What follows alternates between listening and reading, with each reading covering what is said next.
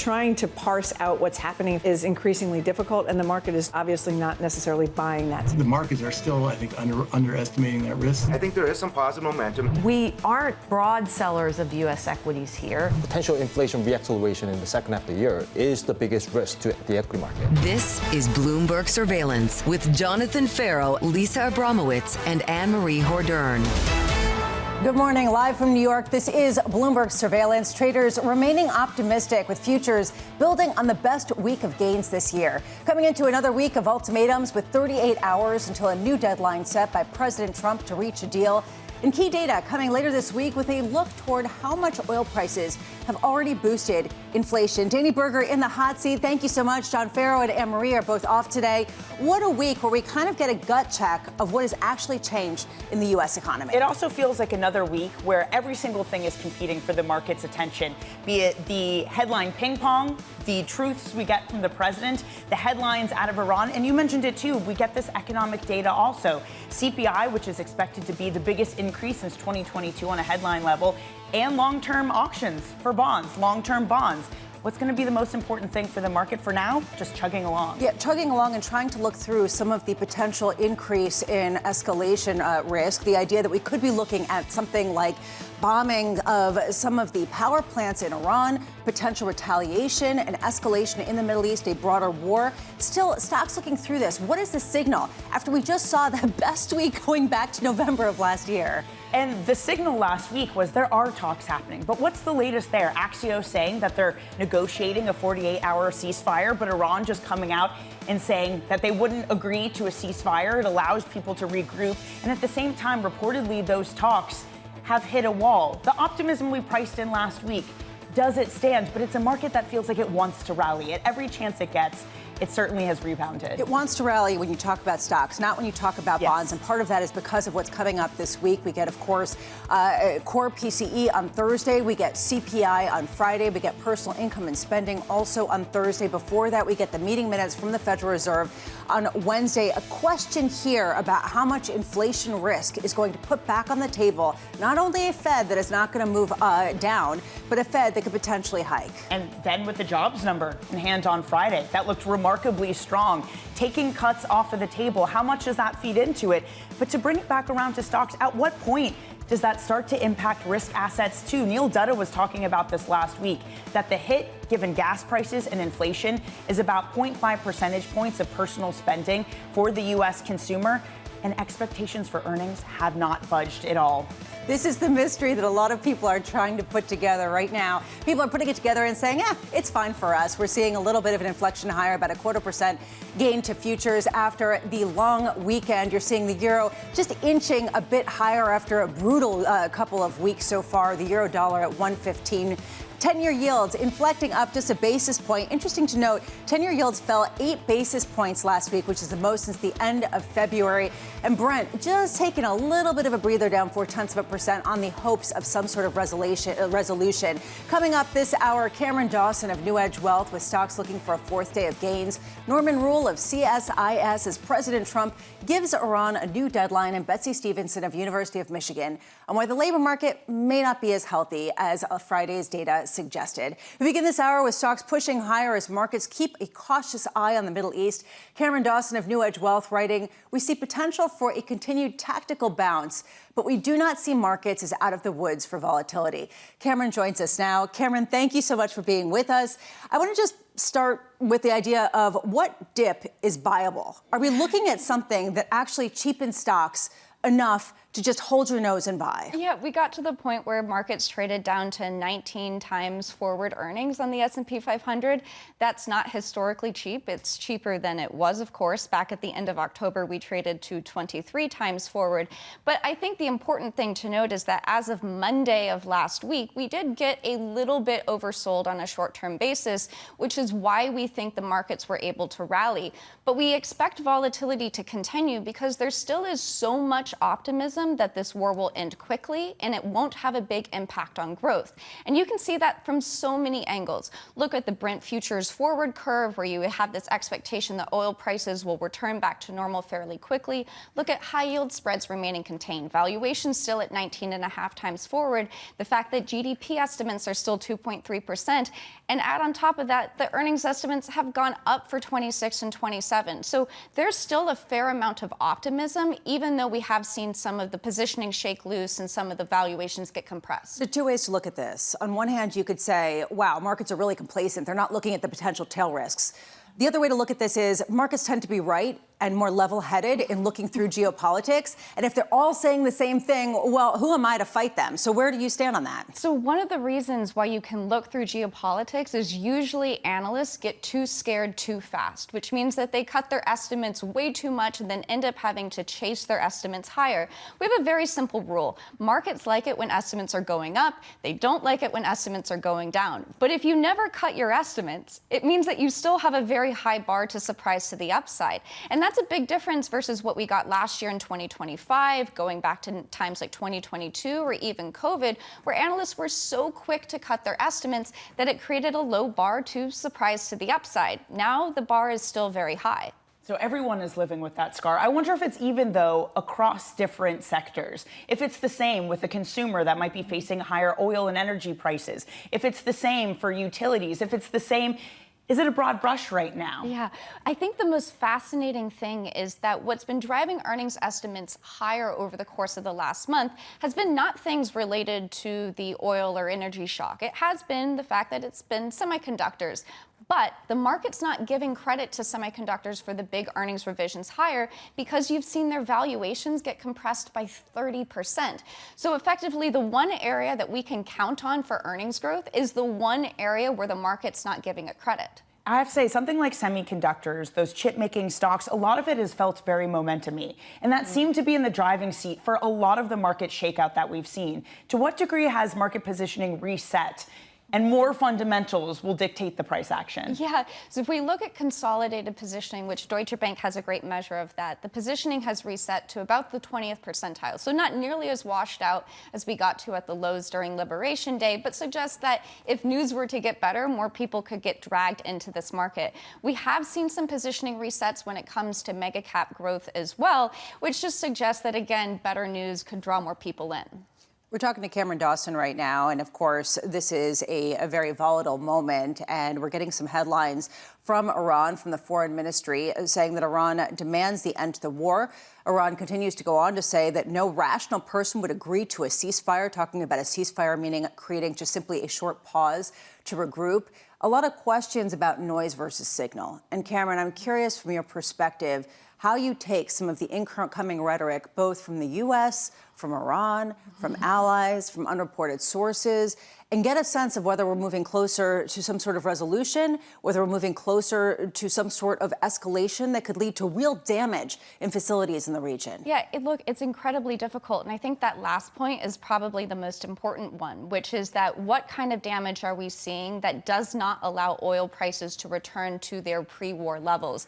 Effectively, we've been arguing it's not where oil prices go, it's where they stay. And if they stay at elevated levels because of this damage, it just suggests that we don't get an easing of pressures on the U.S. consumer. And if we look, it's really gasoline prices that matter most, but also considering things like diesel. And the U.S. consumer does not have a lot of room to absorb an oil supply shock. If you look at the last 3 months, the average jobs added was 68,000. Contrast that to 2022. We were adding 400,000 jobs on average. A lot more room with a lot more wage growth to absorb the increase in oil prices. That's the reason why this week is going to be so important for so many people. The fact that we get core PCE data, that key metric that the Fed looks at, and then CPI on Friday, gives a sense about how much some of these gasoline prices, these diesel prices are already plowing into consumer spending. Yeah. How will that affect your view? I mean, could this be a turning point for you in some ways to just understand what damage is actually being done to the U.S. economy? I think it will be incredibly important. The U.S. economy, after all, is two-thirds of overall or U.S. consumers, two-thirds of overall economic growth. And you have to appreciate that over the last year, we've seen a big difference between the growth in personal income, which has been flat to down, versus personal spending, which has been very robust. And the gap between those two has been driven by a whittling down of the savings rate, which is made possible by a very strong wealth effect, which is made possible by a very strong equity market. So if we continue to be in this environment where equity markets come under pressure, you start to lose one of those things that has allowed consumers to continue to spend so robustly, even in the face of falling real income growth. One of the conversations around COVID of why the consumer was strong and why markets rebounded was the huge amounts of fiscal stimulus put into the market. This time around, it's also a government that has less room. We're already running large deficits. President Trump just asking for a huge allocation to defense in his most recent budget. How does that alter things with the one big beautiful bill already out there and maybe an inability to keep pumping stimulus? It gives you a lot fewer degrees of freedom. You're going in with a deficit of to GDP at 6.5%, with yields already higher and inflation already higher at 3.1% on core PCE, which is expected to come in later this week, which just suggests that even if you want to do stimulus, there may be less market appetite to be able to absorb some of that stimulus, which just means that we might just have to take our medicine when it comes to this supply shock. Which is the reason why people keep looking at that 10-year yield to understand what the response mechanism is in bond markets to any additional spending. Cameron Dawson, wonderful to see you, as always. Cameron Dawson of NewEdge Wealth. This is a key question that I have, Danny, is that why haven't you seen the 10-year yield act more as a ballast, more as a haven? Even today, the increase in yields is significantly more than the increase that you're seeing, the commensurate increase in risk assets. It seems like there's something else going on. And it's not even just inflation. If you look at what the market is pricing for inflation, that hasn't moved as much as the 10-year suggests. It's this whole idea of, yes, the U.S. is more insulated when it comes to an oil shock because we're an energy producer, but we're running one of the highest deficits of any advanced nation. So in that way, the U.S. is less isolated. The bond auctions will be interesting. So far, there hasn't been any big ruptures, but it's the continued story of higher deficits, just a slow eating away at confidence of this American bond market. Right now, let's get you an update on stories elsewhere this morning. Here is your Bloomberg Brief with Yahira Anand. Yahira. Good morning, Lisa. President Donald Trump threatening to destroy Iran's power plant starting tomorrow if Tehran doesn't make a deal. Iran is rejecting Trump's latest ultimatum, saying it will fully open the Strait of Hormuz when war damage is compensated. The president is set to hold a news conference today at 1 p.m. Eastern. The head of the Islamic Revolutionary Guard Corps intelligence organization was killed in a strike by U.S. and Israeli forces. Iran's semi-official Fars news agency reporting the death of Major General Saeed Majid Khamdei early this morning. And Russia's key Black Sea oil terminal caught fire following an overnight drone attack, according to satellite images from NASA. This attack coming as Ukraine expects Steve Witkoff and Jared Kushner to lead a U.S. delegation to Kyiv this month. That's Bloomberg Brief. Lisa? Thank you so much, Yahira. Up next, one threat after another. You don't do a ceasefire when you're literally obliterating the other side. We are decimating. They've got no anything. If there is no deal, we are going to hit each and every one of their electric generating plants very hard. Norman Roule of CSIS joining next. This is Bloomberg Surveillance. Good morning.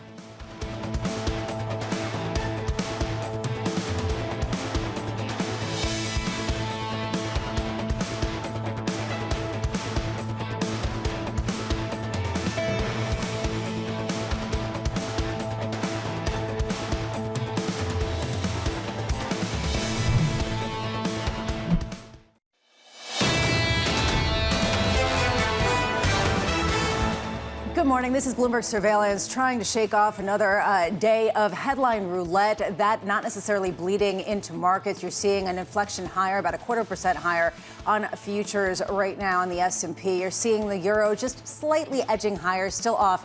If you think about where it's been, 120 back in January, and 10-year yields just inching a little bit higher, 435 ahead of some key economic data. The real story has been in the oil space. And when you take a look at the June contract for both Brent and WTI, you can see how far it has come from about $60 earlier this year to now $108 for the Brent contract.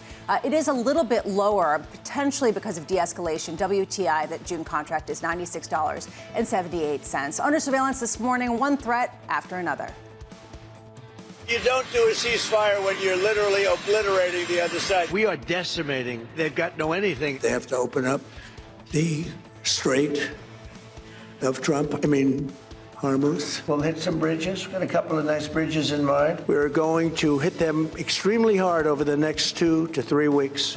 We're going to bring them back to the Stone Ages where they belong. If there is no deal, we are going to hit each and every one of their electric generating plants very hard. Here's the latest. President Trump vowing to destroy key Iranian infrastructure if the Strait of Hormuz is not reopened by tomorrow, with mediators reportedly pushing for a last-minute deal to end the war. Bloomberg's Tyler Kendall joins us now from Washington with a press conference coming up later today.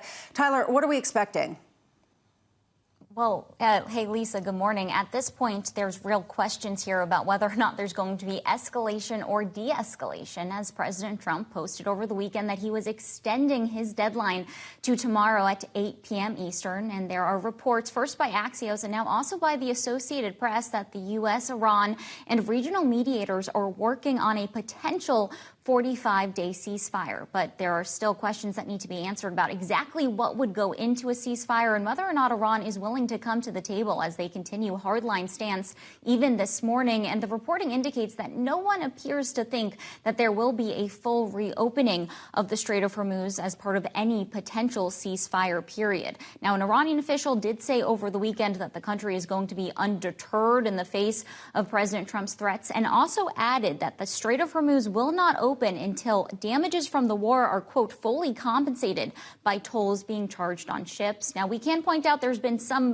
movement, if you will, when it comes to the Strait. Oman's foreign minister did say over the weekend it's been in dialogue with Iran on some potential solutions to restore flows, though didn't provide additional details. But Iran did say that Iraqi-flagged vessels would be exempt from restrictions, in a potentially really significant development that depends on whether or not shippers are willing to take that risk. Lisa, at this point, no sign that the fighting is really abating. We heard from Israeli officials over the weekend confirm that they've hit 120 targets in the past 24 hours, but they also say that they believe Iran still has the capability of more than 1,000 missiles that can hit their country. Tyler Kendall, thank you so much, as always. Joining us now is Norman Roule, former senior U.S. intelligence official and senior advisor at CSIS. Norm, I was really looking forward to speaking with you all weekend because I was thinking, what would your response be to President Trump's tweet yesterday, or Truth Social post, where he said, Tuesday will be power plant day and bridge day all wrapped up in one in Iran.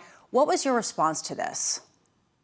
Well, the current situation must be best understood as viewing several streams of activity at once. You should look at the social media statements, the ongoing military activity as both being in support of a diplomatic process, which is aimed to prevent this imminent escalation, which I believe the president is serious about, of U.S. and Israeli attacks on Iranian infrastructure, which will likely lead to an increase of Iranian attacks on Gulf infrastructure. So we're looking at the next 48 to 72 hours as being a pivotal time because of the significant diplomatic activity.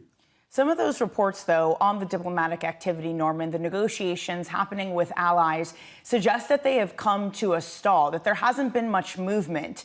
What does that mean as we approach a new deadline, a Tuesday deadline from the president of 8 p.m. ET? Well, diplomatic progress was never assured. In fact, it was generally it's going to be unlikely for several reasons. Iran is not looking for a temporary ceasefire. Iran's playing cards are the Strait of Hormuz and retaining the buried uranium. And it's looking for a permanent ceasefire. It's looking for what it calls reparations for the war and control of the Strait of Hormuz, if possible. The United States is looking for a temporary ceasefire and a process by which it can achieve the 15 points that it put forward regarding Iran's missile program, nuclear program, its regional adventurism, and of course, not leaving the Strait of Hormuz under Iran's control. So there's quite a gap between the two sides. From Iran's perspective, it sees little reason to cooperate at this time. So it's really unlikely that we'll see significant progress. So that's why the military activity that you're seeing in the last 24 hours and the intensity of the president's statement were so important this weekend. Norman, and at the same time, as Tyler Kendall laid out, there have been reports of very slowly, but still more ships crossing the Strait of Hormuz. Iraq telling that it's Asian traders that it's been able to get more out. There have been reports of both a French and a Japanese flagged vessel getting through the Strait of Hormuz. Does this perhaps represent a new change and a new normal where you have this war happening in the background, but at the same time, as long as it has Iran's permission, ships able to cross through the Strait of Hormuz? It's too early to say. If you're Iran, what you want to do right now is to demonstrate that you have control over the Strait of Hormuz. And that means you put out a limited number of ships from as many countries as possible so that you can show that you are able to control the strait. But you don't allow so many ships that you allow oil prices to soften. For example, there are also reports today that 2 LNG ships from Qatar on their way to China were turned back. Now, that may indicate anything, but those reports aren't confirmed. It may not be true, but if correct, that shows there may be coordination problems and the political process may not be smooth. But if you're Iran, you do want a number of ships from a number of countries to go through, but just not a whole lot of ships. They're enough to lower oil prices, because high oil prices support the Iranian pressure campaign. Norm, what do we know about the Iranian regime structure right now? What's left of it? Who's leading things exactly? How solid it really is?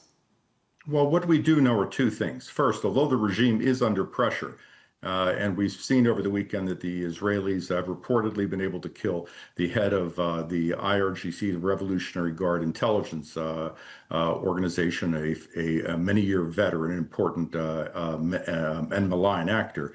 The government does appear to be increasingly cohesive to some degree. It's able to coordinate activities, negotiations with the U.S., some of their operations with Hezbollah, their negotiations with other countries on oil. It has an organizational structure of some sort, but it's not a full-blown government. This is not. They're not having cabinet meetings. This is not a normalized regime. How different does winning look for this regime versus, say, the United States? Well, for this regime, it's looking for survival. It's looking to be the regional hegemon. It's looking to expel the United States, preferably in a humiliated fashion. It's looking to control the Strait of Hormuz. And by the way, control the Strait of Hormuz also means controlling the economies of the GCC. If you can control the shipping into the GCC, you control the type of shipping, which means the source of shipping, which means the source of supply of into the GCC. That's a stranglehold on those economies in the future, which also allows you to influence the global economy at some point in the future if you choose to do so. That's a tremendous strategic capacity that Iran would gain. How does the U.S. win from their perspective, which is to not allow that to happen and to potentially remove the Iranian leadership? Well, the U.S. position is, in essence, containing Iran or constraining Iran, not necessarily removing the regime per se, although I'm sure that would be a goal of the administration in many, but in essence, defanging Iran of its strategic threat, constraining Iran from its capacity to threaten the Strait of Hormuz, and allowing Iran's neighbors to defend themselves and restore their role in the international community. Those would be primary goals, among others. Norman Roule of CSIS, thank you so much for being with us. Here's the issue, right? The asymmetric warfare that continues to plague this particular conflict. that right now winning for the Iranian regime, the IRGC, is simply survival. And for the U.S., it's something more complicated. And it is more complicated by the fact that there has been a back and forth in exactly what the objectives of this are. At times, the president has said that they can leave and the Strait of Hormuz will be everyone else's problems to deal with. Again, this weekend, we get these ultimatums that the strait needs to be opened. We don't know whether the president will follow through on these threats, but what we do know is that Iran has this very, very powerful leverage, and that dictates a lot going from here. But will this be the new normal? Again, it's something Marco Papich from BCA calls a new kinetic equilibrium, where war continues, but Iran uses this leverage and lets some ships through. And will oil increasingly maybe trade on that and not necessarily the president's threats? People are watching the forward contracts to understand just how much of that risk premium start to get priced in. We'll be speaking with that coming up next. Dan Pickering of Pickering Energy Partners, as oil traders weigh mixed signals from the Middle East, plus that key point that Danny was making about long-term premiums that are placed on some of these commodities. Plus, Yahaira Anand with your morning movers. Memory stocks continuing to rise in the pre-market after a slight blip on the heels of some potential bad news. This is Bloomberg.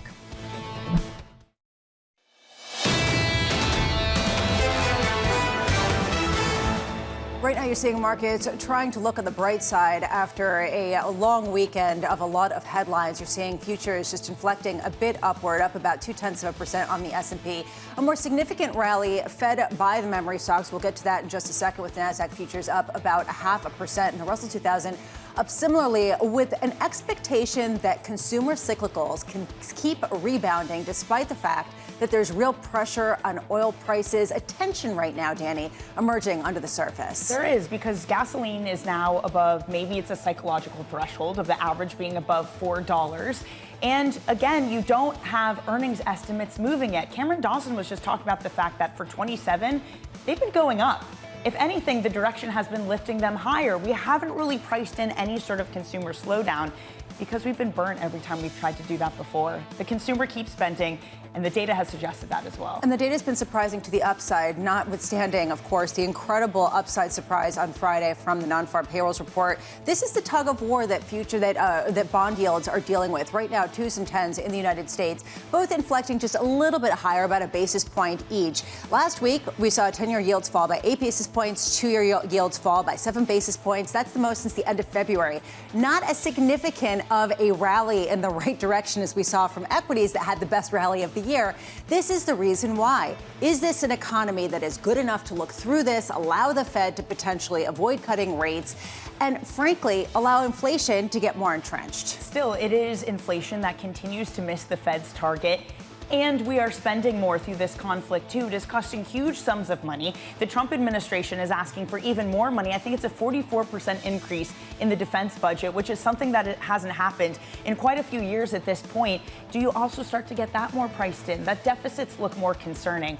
It's been a head fake every time so far. But if you get a consumer that's slowing down because of oil prices, a president that wants to give more stimulus ahead of the midterms and more military spending, where does that leave us? And it really does come down to how high oil prices go and for how long. Right now, you're seeing the June contract for both Brent and WTI just inching a little lower, still significantly higher than where they were to start the year. $108.19 for Brent, WTI $96.74. 3 hours away from the cash open. Here are your morning movers with Yahaira Anand. Yahaira. Hi, Lisa. The market optimism over a possible ceasefire is helping to lift the tech stocks, including memory chip stocks. But you also have this from Vijay Rakesh over at Mizuho, saying that now is a time to buy the weakness in names like Micron and SanDisk, with Micron down some 20% from its most recent peak. He says the sell-off is overdone, saying that these companies still have pricing power and AI demand, and demand for their chips just continues to grow. Moving on to another chip maker, NVIDIA, up 0.5%, trimming some gains after a positive read-through from its partner Hon Hai, which reported nearly 30% sales growth last quarter, with a lot of that strength tied to demand for its AI servers, which of course NVIDIA powers. And we end on shares of EchoStar. They are rising 2% in the pre-market on SpaceX's ambitions to target a $2 trillion valuation. SpaceX and EchoStar are partners with agreements on everything from spectrum to satellites, so a bigger, better funded SpaceX could lead to more business for this company. Lisa? Thank you so much, Yahaira. On our radar this morning, President Trump issuing a new expletive-filled threat to Iran as he extends his deadline for the reopening of the Strait of Hormuz until tomorrow at 8 p.m. Eastern Time. The president vowing to destroy the nation's energy infrastructure if a deal is not reached. U.S. forces rescuing an airman from a mountainous area in Iran after his fighter jet was shot down. President Trump hailing the dramatic operation to retrieve the injured crew member just one day after the rescue of a second person from the same jet. And Iran calling for an immediate end to the war. The foreign ministry saying no rational person would agree to ceasefire. Mediators reportedly, including Pakistan, Egypt, and Turkey, are pushing for a 45-day ceasefire, which could lead to an end in the conflict. This, to me, really is the push-pull. Danny, it's not necessarily U.S. and Iran. It's Saudi Arabia, it's UAE, it's Qatar, it's all of the other nations in the region that are highly concerned about any escalation rebounding negatively onto their infrastructure that already has gotten attacked. I say over the weekend, those attacks escalated, and with the president issuing this threat, what would happen? What would Iran's retaliation look like? It might be further attacks on things like water desalination plants. They already attacked, a report suggests, Kuwait over the weekend. What does that mean for these nations whose economies have been growing massively, who have been investing in things like data centers? What happens if their infrastructure increasingly gets attacked? Does that push back a lot of the economic projects which they've been undergoing in the past decade? And investments, right? This is the other question for a lot of investment firms in the United States and globally. This has been one of the key drivers in investments in AI, in infrastructure around the world. It was how many, Middle East sovereign wealth funds that were coming into things that are now maybe going to have their funds diverted to domestic projects. I have been actually talking to a lot of private equity investors in recent days who've said it used to be the calendar that you'd go to Asia. You'd always stop in the Middle East. They're not doing that, of course, because of travel issues. You can't do that. And it just means conversations aren't happening as much. Attention has been diverted. And to your point, the spending priority of these countries necessarily needs to change if they're looking at hits to their infrastructure and oil that can't escape and get that key source of funding. This is a reason why people are watching oil prices to understand the leverage points and sort of the nodes of pain. Oil fluctuating with traders on edge over President Trump's ultimatum for Iran and reports of ongoing ceasefire talks. Dan Pickering of Pickering Energy Partners writing, talk is cheap and getting cheaper as threats, deadlines, and promises of deals get pushed to the right. Dan joins us now. Dan, thank you so much for being with us. I want to start not necessarily on the noise, but on what's going on the ground, what you're seeing in terms of the damage, the delays to get things restarted, even if there was some sort of ceasefire or truce in the near future. Hi, Lisa. Good morning. The issue here is the ongoing violence, but it's also the restart time. When you look at the shut-ins of fields further back up the Gulf in the Middle East, Saudi, Kuwait, Iraq, et cetera, I think the issue is even if there was a ceasefire, even if there's a cessation of hostilities, the question is how long does it take to get going? And that's going to be measured, I think, in months, not weeks. And so, this has a long tail to it that the market's starting to absorb, but I don't think fully appreciates because of all the news on the front part of the curve. Dan, we talked to different officials in the administration, in the Trump administration, who said we're taking cues from the forward curve and the fact that forward curve comes down and prices are expected to drop significantly by the end of the year. How much do you glean from the forward curve, the idea that oil's futures traders are expecting oil prices, at least based on the pricing, to come down significantly? Yeah, I think it matters a lot when this finishes, how it finishes. The reality is, open the strait, prices are going to come down. Triple-digit numbers are too high on a sustainable basis if the strait is open. And the question is really, where do you settle? Forward curve right now, 27, 28. Is showing prices in the high to mid 60s. To me, probably feels a little conservative as we feel the impact of drawing down these inventories. But the reality is triple-digit prices are a function of conflict. If the conflict ebbs, if the strait opens, prices come down. That's what's going to flow through the economy. So we really have to watch 27, 28, 29. Well, just now, as pricing stands, Dan, to your point, in the high 60s, what would be more appropriate? What should it look like to price in risks accurately to the Strait of Hormuz right now?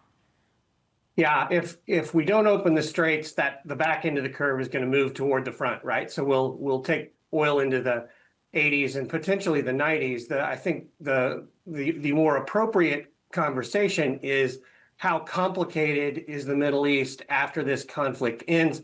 If Iran is in charge of the strait, there has to be some sort of a risk or disruption premium, and that's probably going to be measured in $5 to $10 a barrel. So I think mid 70s to high 70s is probably the realistic number if we end this with Iran in charge of the strait. Is there demand destruction at that level, Dan, or is that a price that the world can continue functioning with? I think it's a painful price, but one that the world functions. So demand destruction is going to be measured in the 120, 130, 150. You've heard some really big numbers associated with that. If the strait's open, we don't need to destroy demand. Can demand continue to grow at $75 or $80 WTI? The answer is yes. Would markets, the president, et cetera, like prices lower? Certainly, but 75 to 80 is manageable. I was struck by something that Fatih Birol of the International Energy Agency said to the FT over the weekend.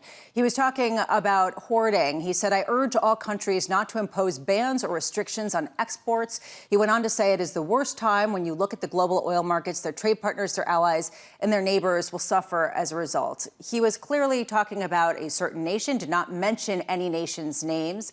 How many nations, not only China, but others as well, do you see stockpiling, hoarding, putting export bans in place? Yeah, the real issue is whether or not these countries are going to release their strategic reserves to offset the shortages. The real question when you're fighting for barrels amongst your neighbors is, what price does it take to get that barrel to your shores? And in a situation of shortage, what do people do? They do hoard. They don't want to use what they've got. They want to acquire more so that they can stay in the game, if you will. So right now, we haven't seen releases from China's stockpiles. Japan, the U.S., other OECD countries are starting to release stocks, but it's moving fairly slowly. It's a long process. It'll take several months for that to push ahead. To put this together with what Danny was asking you about, which I think is something that is the key point, when you take a look at the forward curve, when do you start pricing in the risk premium that this is not a one-off? This is something that can continue in terms of the geopolitical tensions around shipping and particularly shipping energy products. I mean, at what point do you see the forward curve in oil futures underpricing that reality that is very much being demonstrated? The day's coming if we continue to have this cat and mouse game of deadlines that are extended and pushed forward and the conflict continues. I think the market stops listening as much to what politicians on both sides of the conflict are saying and just continue to look at the barrels. If the barrels don't come through the straits, the realization that the market is going to continue to tighten, I think, seeps in, and folks stop believing peace is coming, start believing that war will continue. And if that's the case, then oil's got to go higher. The back part of the curve moves up. Dan Pickering of Pickering Energy Partners, thank you so much for being with us. I was noting that Saudi Arabia raised their Asian oil price to the highest on record relative to other barrels that are going out there. It just shows how different the scenario is depending on grades that are being shipped to different regions. It's very true. And look, the warnings are out there. OPEC on Friday, for example, said it's going to take longer, even when the war in Iran ends, because of the hit to infrastructure. But Lisa, I wonder, to Dan's point, not only do we stop paying attention to the politicians or maybe put that to the side, but we also start listening to the dialogue that's happening with U.S. allies who are trying to negotiate with Iran for safe passage. A French and a Japanese container ship reportedly made it through the Strait of Hormuz. Iraq also telling its Asian refiners that it's able to get some barrels through.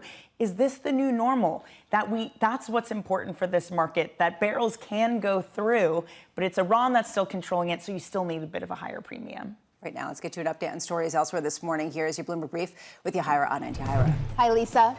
15 ships passed through the Strait of Hormuz in the past 24 hours, according to Iran's semi-official Fars news agency. No details were provided, though, on the ships' nationalities or the cargo they carried. Iran's military earlier said Iraq was exempt from shipping restrictions in the waterway. Israel saying Iran still has more than 1,000 missiles that are capable of reaching it. The estimates potentially imply months of more fighting, given the current rates of fire by Iran and its proxy group, Hezbollah. And OPEC Plus has approved a symbolic increase in output quotas for the next month, with key producers agreeing to boost targets by 206,000 barrels a day. The increase is theoretical as the closure of the Strait of Hormuz continues to throttle trade flows. That's your Bloomberg Brief. Lisa. Thank you so much, Yahira. Up next, signs of strength in the U.S. economy. What we expect with a high confidence is that what you're seeing in today's jobs market will continue, and that this situation in the Middle East will be over very shortly. Then people can put their eyes back on the horizon and see that we're creating a golden age. Betsy Stevenson of the University of Michigan joins next. This is Bloomberg Surveillance.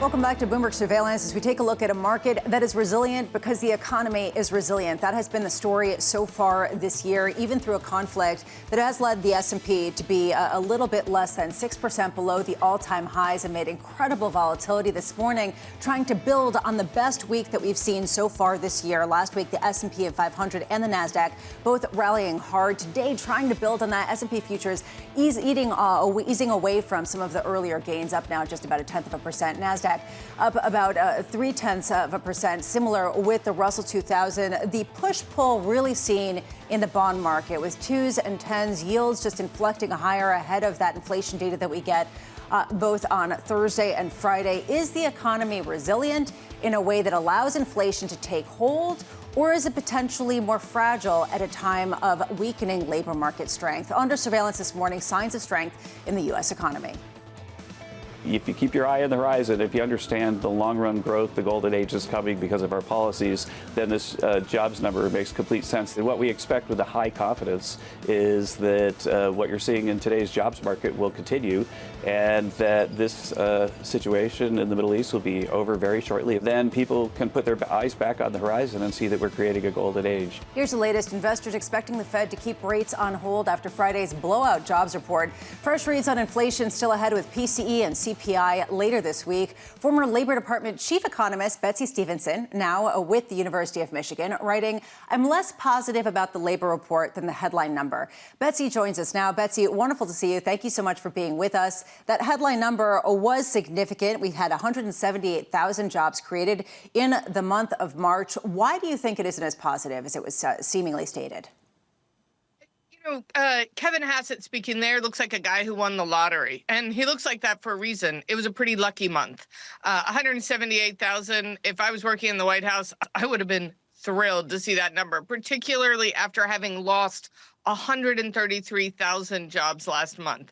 But the reality is, even when I was working in the White House under Obama, doesn't matter who the president is. I'm not being negative on this particular president. Just the fact is we all have to look at more than 1 month. And so we put together months. So then if you look at the last 2 months with that big negative number, the big positive number, it looks like we've added 22,000 jobs a month the last 2 months. That's okay, but it's not great, right? It's not what people want. And if you look over, the 3-month period, the number is a little bit higher. And so what all of that tells us is that last month's large decline was an anomaly. And we actually knew that because we knew some of it was due to workers being on strike. And they even told us that in the report. Those striking workers, luckily, they have now resolved their strike and have gone back to work. So they're now included as a positive contribution in the previous month. So we get 2 negative last month, 2 positive now, and then we put it together to figure out, is it the just right economy or not? And I would say that it's still a weak economy if you're looking for a job. If we look at the survey data, people still think that it's not a good time to find a job. If we look at where the jobs are being added, over even just a few months, we see almost all the jobs are in healthcare.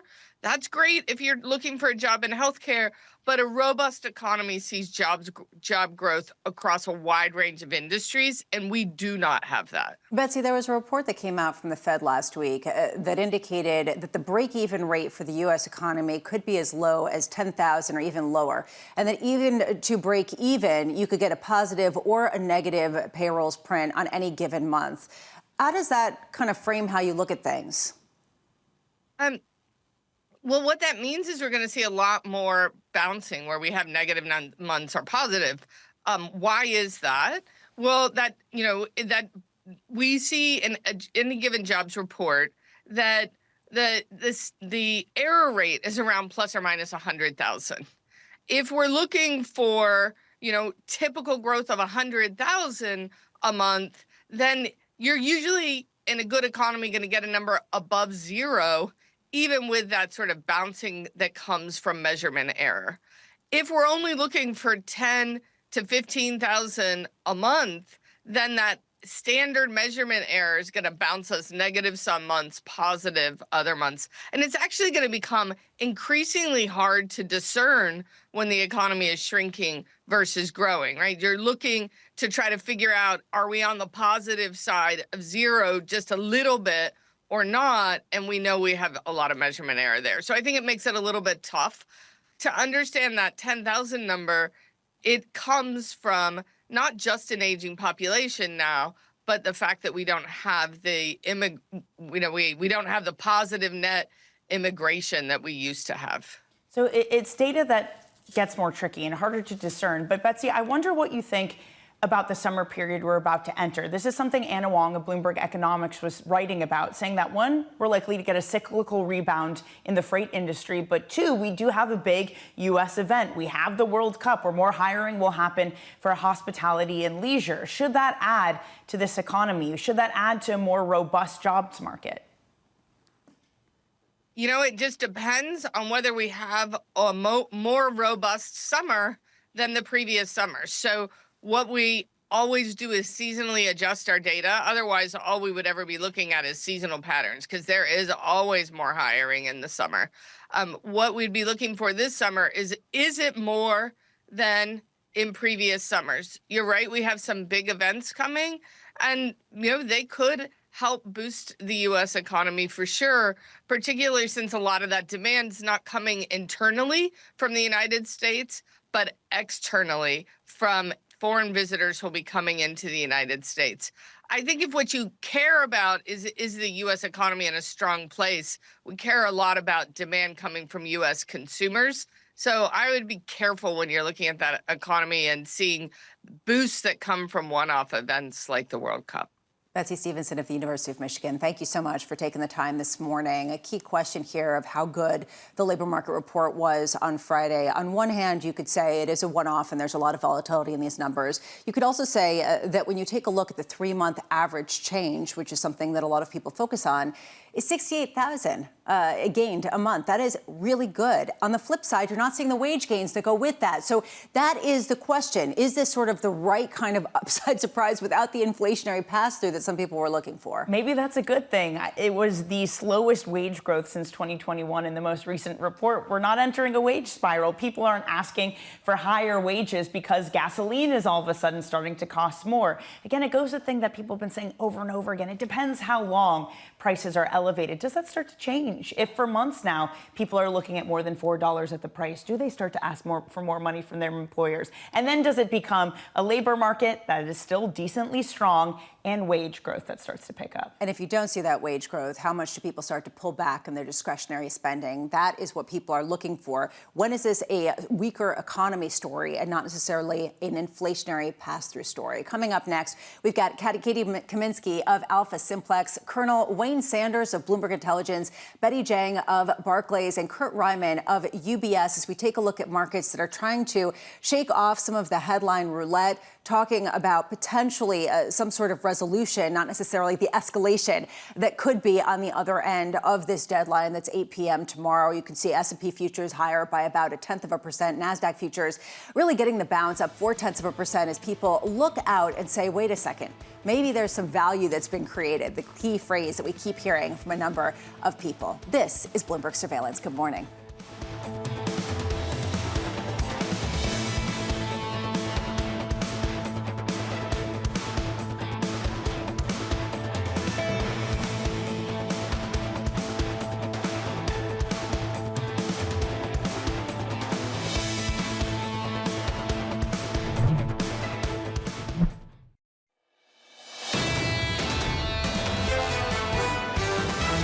There is a lot of momentum in this economy. It's an economy where the labor market is largely stable. The labor market, by most measures, looks good. We should be back to a world that's growing reasonably well. There's still a reckoning to come. This is Bloomberg Surveillance with Jonathan Ferro, Lisa Abramowicz, and Annmarie Hordern.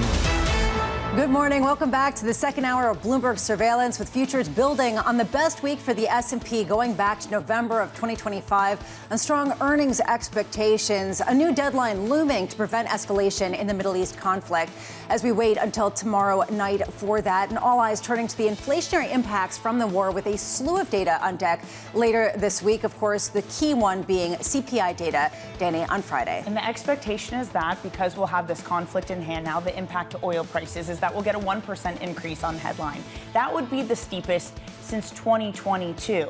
Is that something that markets will be able to look through? Is that something that we say, look at the forward curve of oil prices? We're still pricing something near $70 a barrel when you get to next year. Maybe it doesn't matter at the moment. It's hard to discern what's important between that, between the president's threats of escalation, between his delays of ultimatums, between talks, reports that there are talks going on and that there's negotiations of a 48-hour ceasefire. It is so much incoming information for markets to try to deal with. There's a push-pull right now. Is this more of an inflationary shock, or is this more of a hit to growth? And not only do we get CPI on Friday, but on Thursday, we get personal income and personal spending. Given that coming into this, there was strong spending, how much is the momentum key to understand exactly how much pain this market can keep absorbing? And remember, next week we get earnings beginning, and actually we've got to get guidance from some of the companies. Some of them already speaking and saying that momentum was so strong that they still expect to upgrade their earnings expectations. I am most interested for that, beyond the headline data, of what these companies say, of what they're hearing from consumers, because to your point, they have continued to be strong and analysts continue to upgrade their earnings expectations. But what do some more of the consumer-related companies say? For now, the one-offs, it's been Nike saying it's its own issues, not necessarily the consumer as a whole. Does it continue to be idiosyncratic, or do we see a consumer that has already started to run down their savings, face some issues when they all of a sudden need to pay more at the pump? Yeah, every time we want to get negative, we take a look at the Bloomberg U.S. Economic Surprise Index, highest level going back to 2023. More surprises than negative surprises going back to that time. Right now, what you can see in markets is people trying to look on the bright side. Despite some of the headline roulette, despite some of the uncertainty, S&P futures higher by about 0.1% after having the best week last week, going back to November of 2025. The dollar softening after a strong week last week. You can see the euro up about 1 to 115, and you can see the 10-year yields basically unchanged here for 34. The rally has been much more significant in stocks than in bonds, really beset by a question in the bond land about inflation versus growth. Coming up this hour, we've got Katie Kaminski of AlphaSimplex. As equities push higher, Colonel Wayne Sanders of Bloomberg Intelligence as President Trump issues new threats to Iran, and Betty Jiang of Barclays as crude trims gains. We begin this hour with stocks looking to start the week higher. Katie Kaminski of AlphaSimplex Group writing, given the trajectory of oil prices and the short-term risk of continued escalation, equities have pulled back some from their optimism. Katie joins us now for more. Katie, wonderful to see you. What does a trend follower do with the kind of action that we have seen over the past few weeks? Oh, this is a good point, because what we have seen is a massive pivot out of risk assets. We saw huge trends in energies, and we've seen a rotation where you've seen, for example, bonds and stocks down, and you've seen also the dollar up, which is a very completely different trend than we saw earlier this year. So we're continually moving with those themes as they have moved over the last few weeks.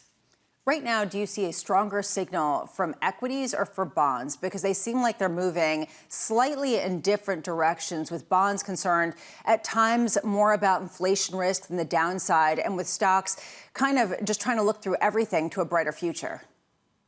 Yes, this is a good point. I mean, we saw last month stocks and bonds both sort of struggling in this environment, but I think the inflation theme is just very different in its impact on fixed income. As you look in fixed income, the fact that oil prices still remain high puts direct pressure on fixed income in the sense that the amount of inflation impulse that we have still is very hard to tell at this point, whereas equities are really looking for hope for a resolution, and that they kind of feel that as soon as we know that there is a resolution, we can move forward. Whereas bonds are going to be dealing with the inflation question for much, much longer in the next few weeks to months. But Katie, to the point that Lisa has rightly been making all morning, what happens if that conversation shifts to not inflation, but to growth and any weakness coming from there? Could that be a potential upside for bond prices? If that is where we start to center around that there is weaker growth and maybe it is a Fed that needs to step in?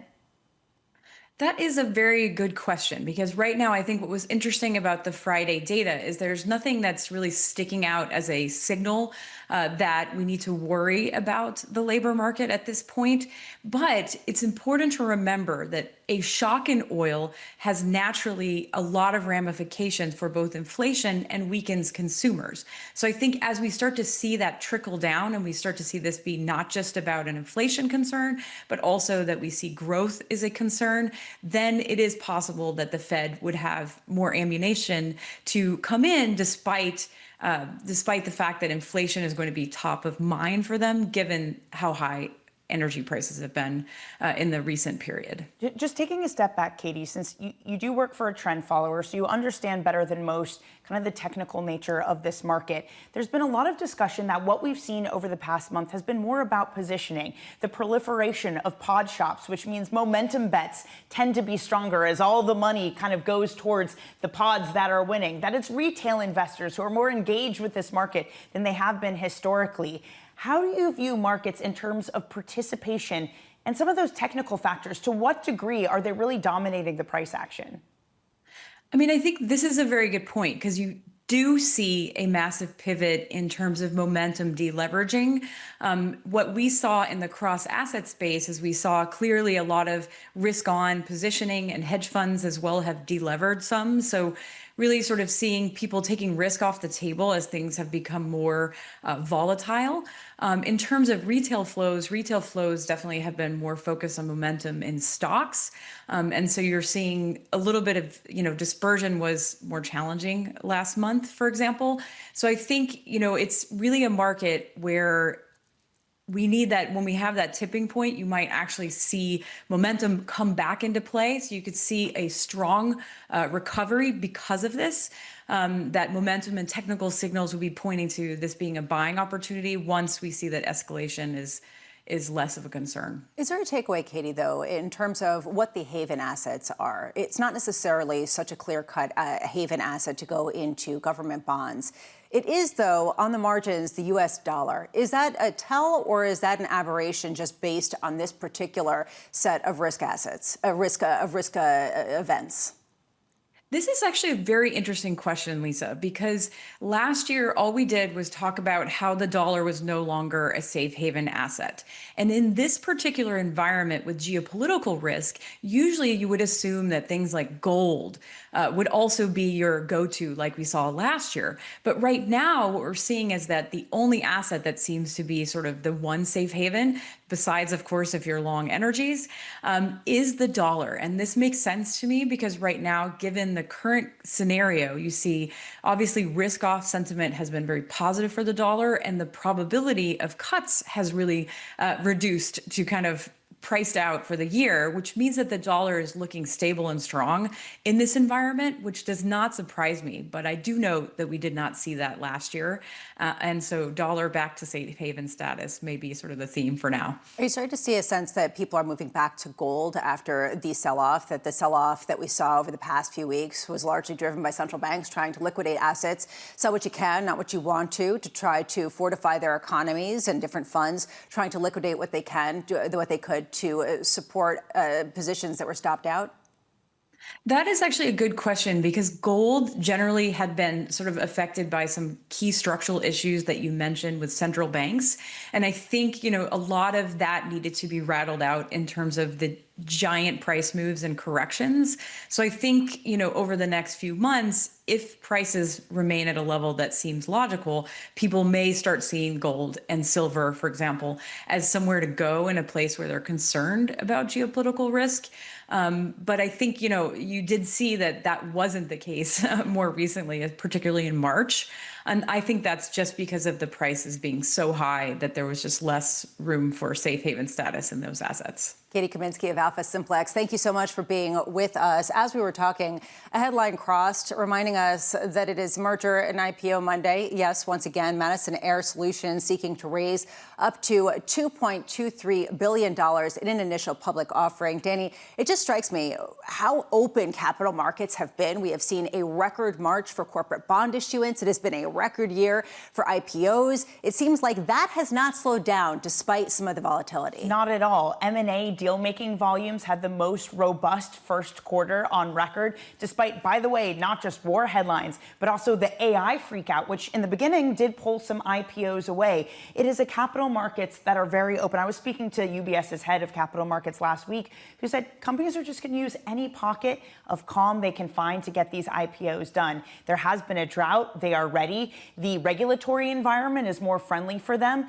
So by all accounts, everyone feels very bullish, and bankers are getting paid, especially with a $2 trillion valuation. It looks like we'll get more than that for the SpaceX IPO. Bank earnings kick off the season next week, so maybe we'll get a sense of just how good it has been and how big the pipeline is going forward, considering the dearth of such activity over the past few years. Let's get you an update on stories elsewhere this morning. Here is your Bloomberg Brief with Yahira Anand. Yahira. Hi, Lisa. Iran's foreign ministry saying no rational person would agree to a ceasefire because it means just creating a short pause to regroup and commit crime again. The comments coming after Axios reported the U.S., Iran, and a group of regional mediators are reportedly discussing terms for a possible 45-day ceasefire. Several airports in Italy are setting jet fuel limits due to the conflict in the Middle East. At the Venice airport, priority will be given to medical, states, and flights longer than 3 hours, while for other flights, a maximum of 2,000 liters per aircraft may be used. And President Donald Trump endorsing Republican and former Fox News host Steve Hilton to be the next governor of California. Trump writing in a Truth Social post, quote, "Steve can turn it around before it is too late, and as president, I will help him to do so." That's Bloomberg Brief. Lisa. Thank you so much, Yahira. Up next, escalating threats. You don't do a ceasefire when you're literally obliterating the other side. We are decimating. They've got no anything. If there is no deal, we are going to hit each and every one of their electric generating plants very hard. Colonel Wayne Sanders of Bloomberg Intelligence joins next. This is Bloomberg Surveillance. Good morning.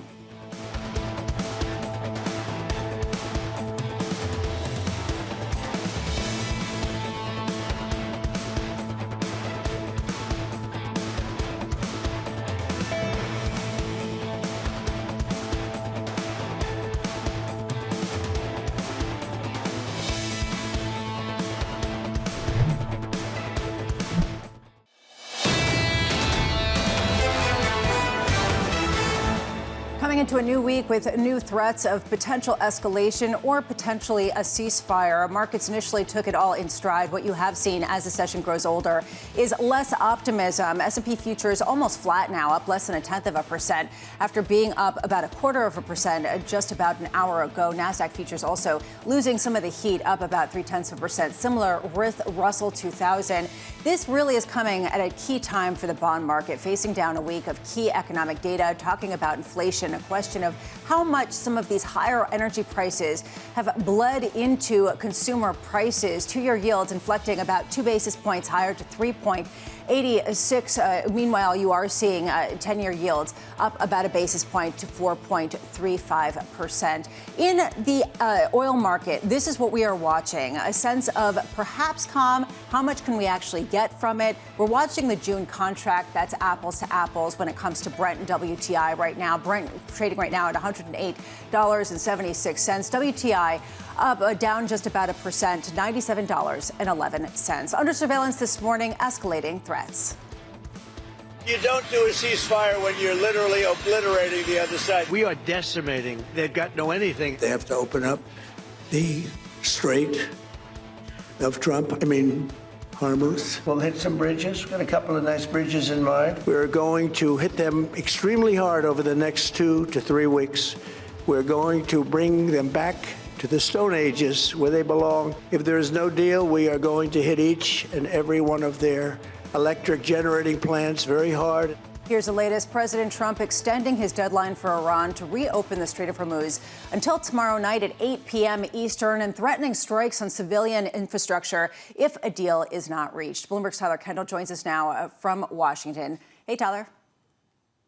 Hey, Lisa, good morning. Well, as President Trump extends his deadline to tomorrow at 8 p.m. Eastern to reach a deal, there are real questions about what the U.S. would be willing to agree to when it comes to one, because as Axios and now the Associated Press report that regional mediators are working on a potential 45-day ceasefire, the reporting is indicating that it appears no one is expecting there to be a full reopening of the Strait of Hormuz, because as of now, Iran is still taking a hard-line stance, even saying over the weekend that the Strait will not fully reopen until it is, quote, fully compensated for war damages through the tolls that they're currently charging on ships. And then in new comments even this morning, we heard from Iran's foreign ministry saying that no rational person, in their words, would agree to a ceasefire because it would just give the sides time to regroup. Now, we have seen some potentially positive movement when it comes to the Strait. Data analyzed by Bloomberg News shows that flows through the waterway have now reached their highest level since the early days of the war as more countries secure safe passage agreements with Iran, but the transit is still only a fraction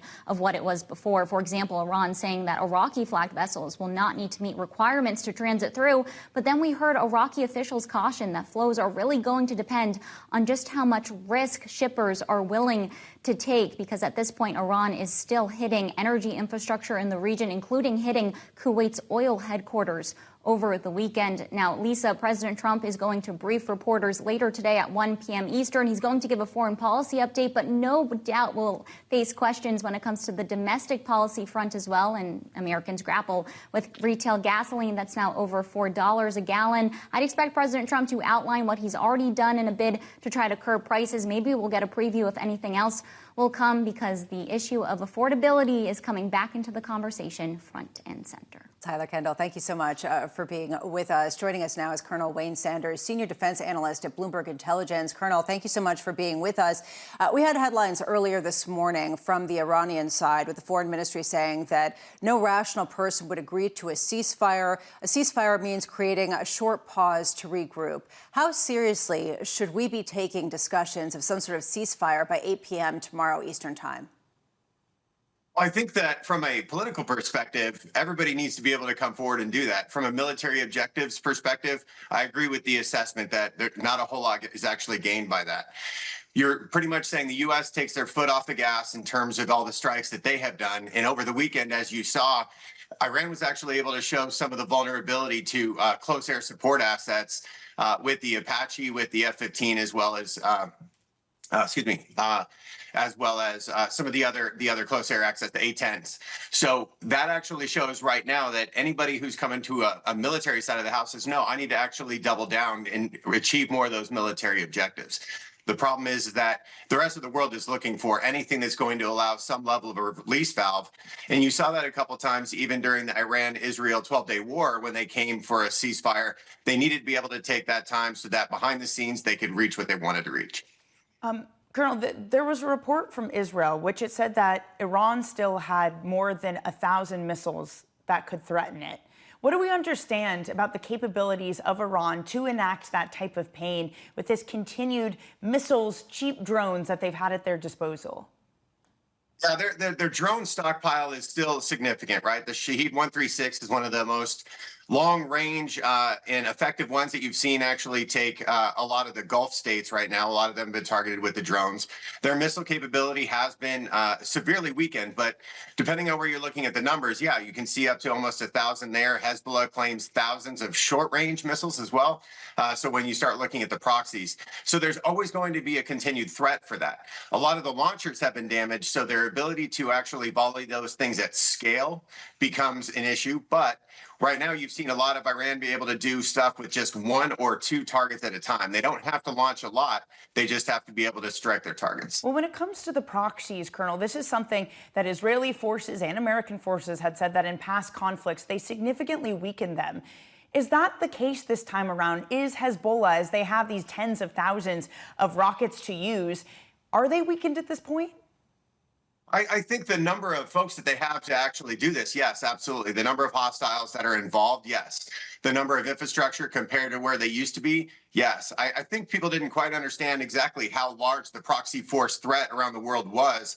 That's actually been getting mitigated over the past 10 years or so.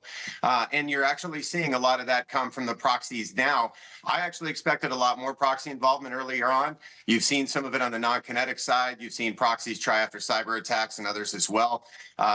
But, you know, as this continues to go on, it ends up being another lever that Iran can pull and still provide some level of plausible deniability. Colonel Sanders, I spent a lot of the weekend trying to figure out ways that this could end that would be palatable to both the GCC, the Gulf countries, as well as the United States and Israel. Do you see any path to creating some sort of new normal that would be palatable to the partners in the region and that would lead to some sort of permanent end to the fighting? I think when Iran talks about compensation, when they talk about war compensation, I think there obviously has to be some level of acknowledgement that says, hey, look, we did the following things to you in Iran. And so from that perspective, we're going to give you a certain stipulation for this, whether it's monetary or in other means. There has to be a way for Iran to save face in this and say, okay, all right, we were able to inflict a certain amount of damage, not only the Gulf states as well as to the U.S. So we need to continue to look at it as a legitimate player. The U.S. needs to be able to come back and say that we have, as President Trump keeps saying, bombed them to the Stone Age. We have effectively neutralized a majority of their missile threat and as well as their nuclear program, even if it's not handed over, that we do not believe that they're going to have the ability to produce and manufacture and enrich uranium to the level that it could be used for a nuclear weapon.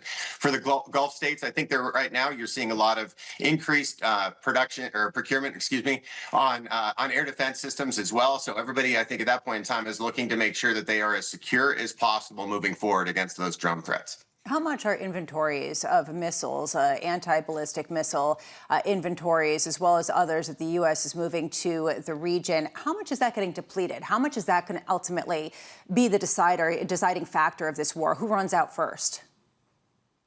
I think it's a matter of we have several different types, right? I think the Gulf states right now are looking at different options for some cheaper solutions. You have these systems called APKWS, these advanced precision kill weapons that are a lot cheaper and scalable and able to bring those to bear a lot faster with BAE and with L3 Harris and their Vampire systems. The problem is that if you're continuing to use some of our PAC-3 interceptors and our THAAD interceptors, which we have a shorter supply of, it is something that's of concern. Even when you look at the naval superiority that we have, a lot of our SM-3 and SM-6 that we launched from our naval vessels, those also come into play here. There is a huge ramp up going on right now in the U.S., specifically to quadruple production. You see a lot of that with RTX and Lockheed to be able to build these, but it does come at a cost because it's not something that you can just turn that spigot on overnight and actually bring back those numbers. Colonel Wayne Sanders of Bloomberg Intelligence, thank you so much for being with us and all of your insight into this. It's the reason why a lot of investors are trying to look at some of the defense companies and saying, hey, maybe that's a place to go,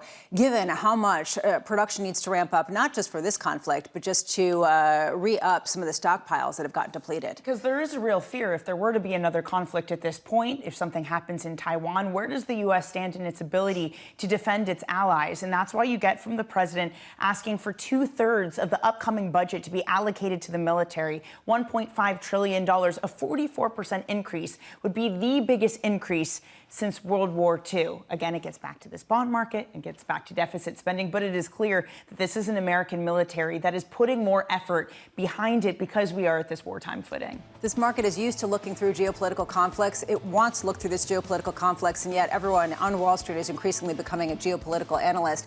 As we continue with this conflict, coming up in the next half hour, we've got Betty Jiang of Barclays as crude pairs some gains, plus Yahira Anand with your morning movers. Energy stocks falling on reports of ceasefire talks. This is Bloomberg Surveillance. Good morning.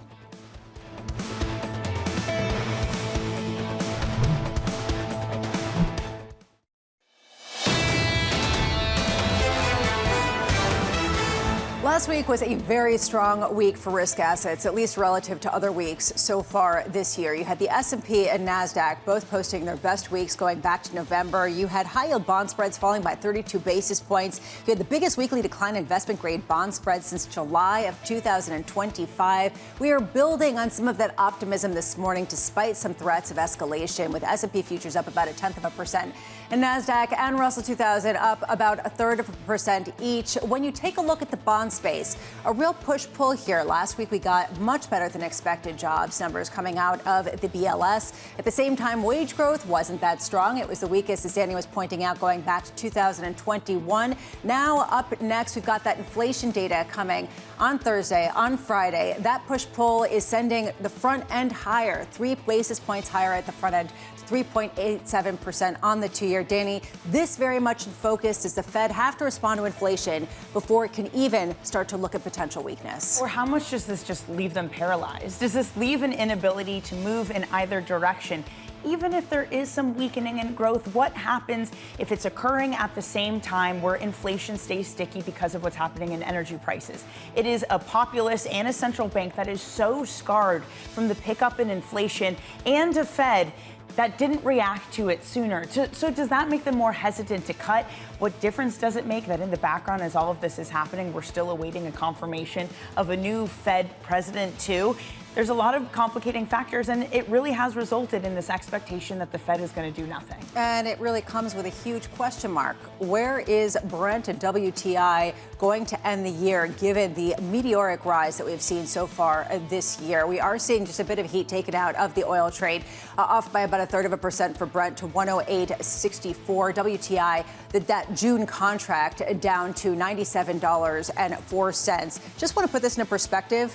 That began the year for WTI at $56.98. For Brent, that contract was trading at $60. 2 hours away from the cash open. Here are your morning movers with Yahira Anand. Yahira. Hi, Lisa. Those falling crude prices you just talked about are weighing on the domestic oil stocks. So you're seeing names like Exxon down 0.7%, Chevron also down by that same amount as markets price in the potential for a ceasefire. Those also reinforcing that move lower in crude as you have this idea that more ships are starting to pass through the Strait of Hormuz, though, of course, still well below normal levels. Moving on to some sell-side action, we have analysts over at Mizuho, Vijay Rakesh, saying that it is time to buy the weakness in names like Micron and SanDisk. Micron down some 20% from its recent peak. He says that sell-off is overdone, with these companies still having the pricing power. And we end on shares of Netflix moving higher this morning, up 1.7% in the pre-market after Goldman Sachs turned bullish on the stock ahead of its earnings next week. The firm upgrading the stock to a buy, upping its price target to $120 on strong content plus momentum in its ads business. Lisa. Thank you so much, Yahira. On our radar this morning, President Donald Trump renewing threats against Iran while extending his deadline for the reopening of the Strait of Hormuz. The president vowing to destroy Iran's energy infrastructure if a deal is not reached by 8 p.m. Eastern tomorrow.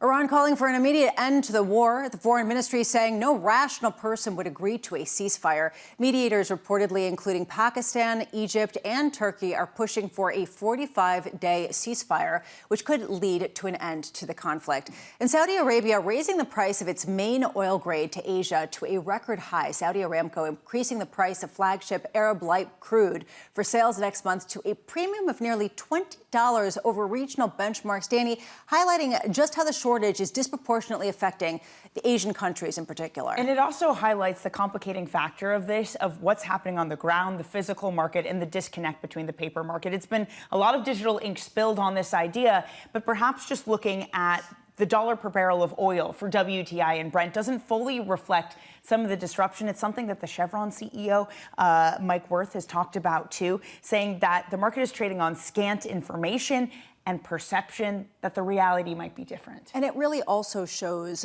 how in Asia it is a story of the haves and the have-nots. The nations that can afford to pay the extra premium are able to continue the economic activity at levels that resemble what happened before.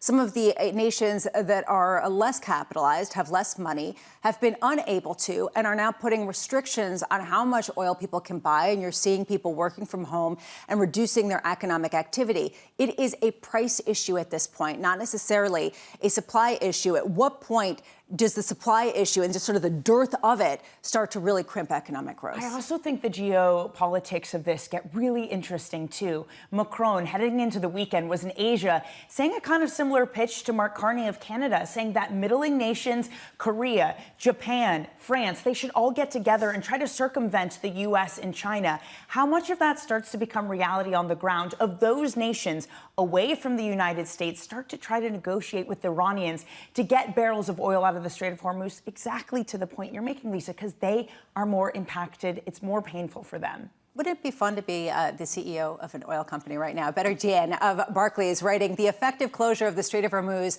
will have a bullish compounding effect on go-forward oil balance. Damage is already done, even if the war ends today. Betty joins us now for more. Betty, great to see you. Thank you for being here. So what kind of damage has been done? How do you sort of assess the level of both infrastructure and supply destruction that's in the pipeline for weeks and months to come? Sure. You know, it's 6 weeks into the war, and it's amazing that we're still talking about risk of escalation. And that when we are already living through the worst case scenario many had feared coming into this conflict. And even if there's no further escalation from here, inventory is already drawing very rapidly. And we think that even if we stop here, every day that the strait remains closed, we are rapidly tightening the balance and drawing the inventory down towards the low end of the 5-year range. And that's going to tighten balances even beyond the war. Why hasn't there been a production response coming from the shale producers? This was supposedly the plus in OPEC Plus that wasn't in OPEC, that was going to be the swing producer and has been over the past number of years. It's been very quiet in the shale patch, and there hasn't been a lot of new production. What's your sense of why? Sure. So, you know, this is the biggest difference between this cycle versus the last 15 years, because shale is just not coming to the rescue. The shale has matured. So we were in conversation with companies last week, and that companies for the last 10 years has not been really incentivized to grow. They are being told to increase capital discipline, return cash to shareholders. So we think higher prices beyond what we currently see in 2027 and 28 to incentivize companies to start adding activity. And then the other thing to highlight is inventory maturation and drawdown of the core tier 1 inventory, so that every increasing activity needs to be measured against how much of the remaining core do you have left, and that you need higher prices to incentivize the next tier quality inventory as well as the less efficient equipment. So you hosted all of these company executives in Houston, and I mean, they've had a lot thrown at them over the past year. What was just the general sentiment read you got from them? Sure, it is one of cautious optimism. Clearly, higher oil price means higher cash return and lower debt, and would stay more durable capacity to return cash to shareholders even this year and beyond. But there's also a sense of, hey, like we need to not get too high too quickly, because then we have to worry about demand destruction and the longer term impact to the balance. So cautiously optimistic. I assume you could maybe describe investors that way too, given that oil companies, energy companies have been the best performer over the past month. That sector up 5.5% over that 20-day time period. Does that reflect, you think, everything in it? Is there more room to run? Would you be recommending investors add to positioning in the sector?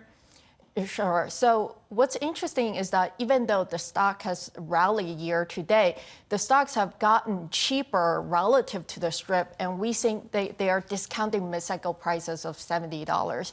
Now, it is fair to acknowledge if there's a credible announcement of a ceasefire, the sector is very likely to pull back. But we are recommending to lean into the sector on pullbacks because these are structurally better companies. So we talked about a structurally higher geopolitical premium going forward, but these are structurally better companies as well with better balance sheets, very strong execution, and ability to return cash through the cycle. Betty Jiang, thank you so much for being with us. Wonderful to get your thoughts. A real question here, not just about the number of barrels that are not getting on the seas while this continues, but also damage being done to facilities. And it isn't just crude, it isn't just liquefied natural gas, but some of the derivative products. This just coming out, the Israeli Defense Forces saying that they struck the biggest petrochemical facility in Iran. This according to the Israel Defense Minister, Israel Katz. This comes after a previous hit on another petrochemical facility. Those together are responsible for 85% of petrochemical exports from Iran. Neither of them are functioning. Again, hitting a lot of targets as we discuss whether there will be a ceasefire agreed upon, with a real question around, are these being used for military use? Is this something that is a financial issue? Some questions around this. And it's always this strange thing of coming out of the weekend where war escalation threats are issued by the president. There are more attacks from Iran on Gulf neighbors, in this case, Israel, in a petrochemical facility. And stocks are rallying, again, on this hope that a ceasefire is going to be reached. But on the ground, there are still attacks happening. There is still escalation. It's still only a few ships that are making it through the Strait of Hormuz. There is optimism in this market, very tepid, even though the reality on the ground still feels very different than anywhere of getting towards some sort of reconciliation and some sort of ceasefire. We'll keep tracking this and bring you the latest headlines. Right now, let's get you an update on stories elsewhere. Here is your Bloomberg Brief with Yahaira Anand. Yahaira. Hi, Lisa. Israeli officials, as you just said, saying the country has struck the largest petrochemical facility in Iran. Defense Minister Israel Katz confirming the attack, which hit the facility located near the Persian Gulf coast. The facility is responsible for 50% of Iran's petrochemical production and comes after the country's second largest facility was hit just last week. JP Morgan CEO Jamie Dimon saying the U.S. needs to, quote, get stronger to maintain its military and economic might. In a letter to shareholders, Dimon said the bank will deploy more than $1 trillion to ensure the U.S. remains strong and unveiled initiatives to tackle big picture policy issues. And the Artemis II astronauts are expected to complete a record-breaking lunar flyby today. According to NASA, the crew of the Orion spacecraft will break the record for maximum distance from Earth set by Apollo 13. That's Bloomberg Brief. Lisa. Thank you so much, Yahaira. Up next, inflation risk in focus. The risk is that we will continue to see inflation stay higher for longer, and because of that, rates are likely to also going to stay higher for longer. The market is not expecting that rates are going to come down anytime soon. Reiman of UBS joining next as we see yields inflecting just a touch higher ahead of that key economic data. We get, of course, personal income spending, core PCE on Thursday, and then CPI on Friday. This is Bloomberg Surveillance.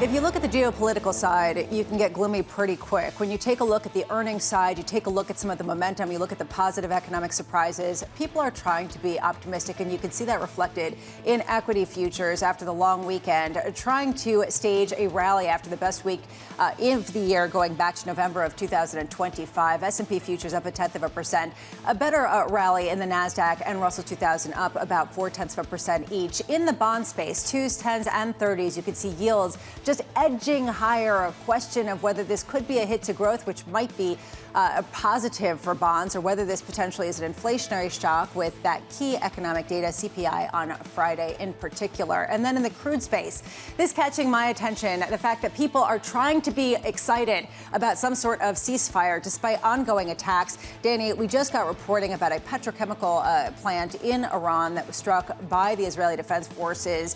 This coming after another petrochemical factory was struck over the weekend, accounting for about 85% of the exports. What's fair game? What does escalation look like? Are we experiencing it right now as we wait for the 8 p.m. deadline next tomorrow? It's happening on the ground. It's happening in the rhetoric with that expletive-laced tweet from the president on Truth Social. But at the same time, there was this report from Citrini that came out and basically sent an analyst over to the Strait of Hormuz and said, look, even though a hot war is happening in the background, things are orderly in the Strait, that Iran is dictating what ships are going through. So does the conversation start to separate with what's happening with the price of oil and reports of attacks like this? Can a hot war happen at the same time with changes in the Strait of Hormuz allowing ships to go through? Maybe that also puts a ceiling on the price of oil. You know, we're pretty negative when we talk about geopolitics. On the flip side, when you take a look at the market, capital markets activity, it's incredibly strong at a record pace when you look at some of the issuance in March in the corporate bond space. This morning, merger and IPO Monday, Madison Air Solutions seeking to raise up to $2.2 billion. Neurocrine is buying Soleno Therapeutics for $53 a share in cash. I mean, these are the other stories that are under the surface. People want to get deals done, and they are getting deals done. It was the best first quarter on record, which feels crazy considering not just war, AI disruption, that was a big fear. Instead, what you're getting, household names, Unilever doing a deal with McCormick, reports of Pernod Ricard, reports of Estee Lauder. It's a who's who right now of consumer companies that are getting deals done. And when you speak to executives at banks, they're optimistic. So again, it is inflation versus growth. Can you get pessimistic on growth when you see that kind of optimism on the banking side? Under surveillance this morning, inflation risk in focus. There may be some demand destruction, but the key conclusion now is we're just not seeing that yet. The risk is that we will continue to see inflation stay higher for longer, and because of that, rates are likely to also going to stay higher for longer. The market is not expecting that rates are going to come down anytime soon. Over the next several months, consumer spending should continue to see strong tailwinds. Here's the latest. Investors awaiting key inflation data this week as the strong March payrolls report dims hopes for a Fed rate cut. Kurt Reiman of UBS writing, we recently upgraded U.S. Treasuries to attractive after yields had already risen, focusing exposure on short to medium term maturities to limit exposure to interest rate risk. Kurt joins us now for more. Kurt, wonderful to see you. Thank you for being here. I'm smiling because that's what everyone says. You know, opportunities have been created at the front end, at the medium end. No one wants to venture into that 10-year or 30-year yield. Why is that so uncertain, even with the opportunity that's been unlocked, to use the parlance of Wall Street? Yeah, I mean, I think it's just this concern about too high debt loads and the concern about inflation potentially, you know, creeping into the back end. That's the reason why we want to stay a little bit short on the rate curve, because if there is a continued further rise in rate risk, then that could end up posing some downdraft to the Treasury's exposure. But then I'd also say, why go out to 10 years if you can get 90% of the yield in a 5-year note? I mean, this is a curve that's giving you the yield that you need as we're dealing with these geopolitical risks, when a few years ago that wasn't the case. So we're just going to stay a little bit shorter on the curve. We like this opportunity. If rates rise in the front to intermediate part of the curve, you got a lot of protection before you're going to start losing money. Do you think that's an option, that potentially the Fed would be forced to not necessarily hike rates, but even put a hike on the table to signal to markets they were actually serious, maybe someday, perhaps, of getting inflation back down to 2%? I think the inflation data would have to get a lot more menacing than what we've seen and what we would even expect to see with the oil price move so far.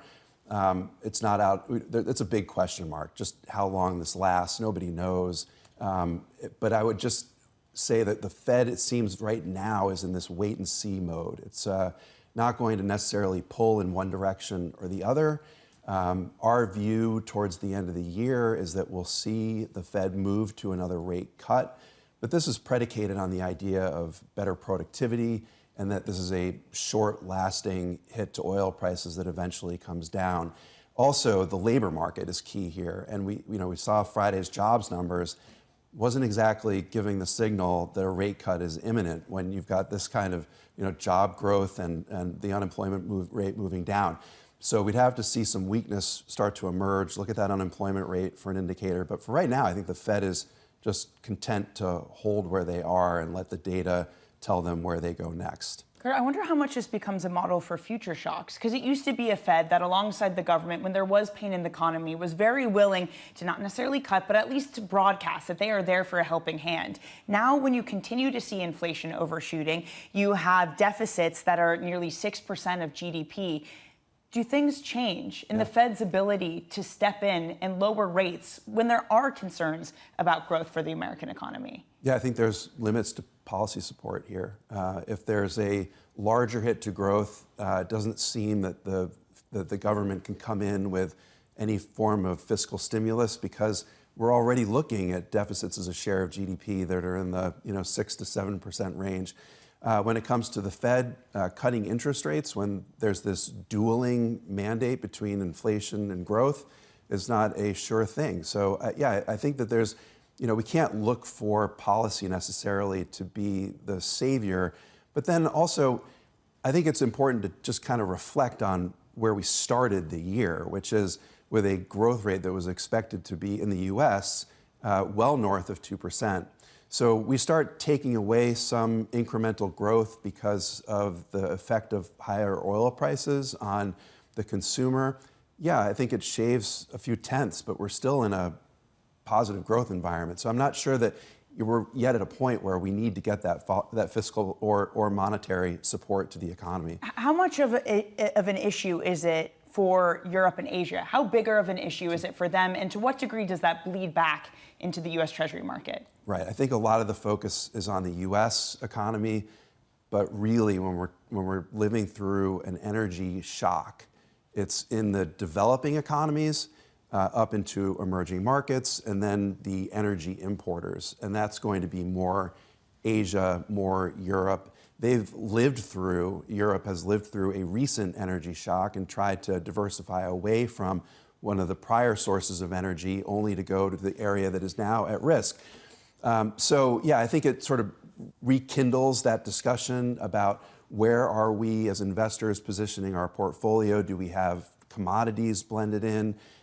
Do we think about defense still as an area within the portfolio to have exposure? Thinking about power and resources, AI has been a long-standing theme. We know about the energy need for data centers. I think that's still another area that we want to focus on. Just quickly, have you seen or heard speculation about Middle Eastern sovereign wealth funds pulling back from some of their classic investments, in particular in U.S. debt? That's been an ongoing story, not just in the Middle East, but globally, about central banks paring back their Treasury exposure. We haven't seen it in the data.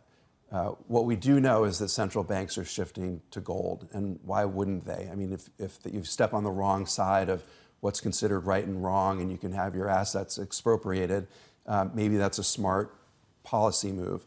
So moving away from treasuries and into gold is a long-standing theme. We like gold in the portfolio because of that. It tends to do well also when central banks are cutting interest rates. So there's a lot of reasons why we would have a small allocation to gold in the portfolio on this idea of central banks shifting their allocations and wealth funds as well. Kurt Reiman, thank you so much for being with us. Kurt Reiman of UBS. Coming up in the next hour, Matt Miskin of John Hancock, Jason Thomas of Carlyle, Kathy Bostjancic of Nationwide, and Kayla Seder of State Street. This is Bloomberg Surveillance. Good morning.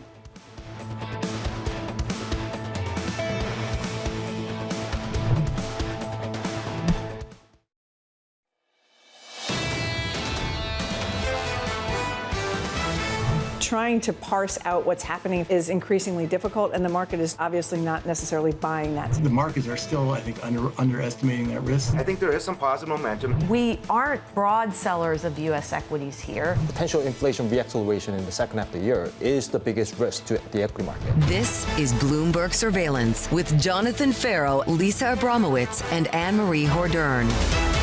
Good morning. Welcome back to the third hour of Bloomberg Surveillance. Traders trying to sound an optimistic tone after a long weekend, with futures trying to build on last week's gains, but fading throughout the morning, coming into another week of ultimatums, with 36 hours until a new deadline set by President Trump to reach a deal. Focus now turning from jobs to inflation, with some key economic data on deck later this week. We have PCE and jobless claims coming on Thursday, along with personal income and personal spending on Friday. We get CPI data.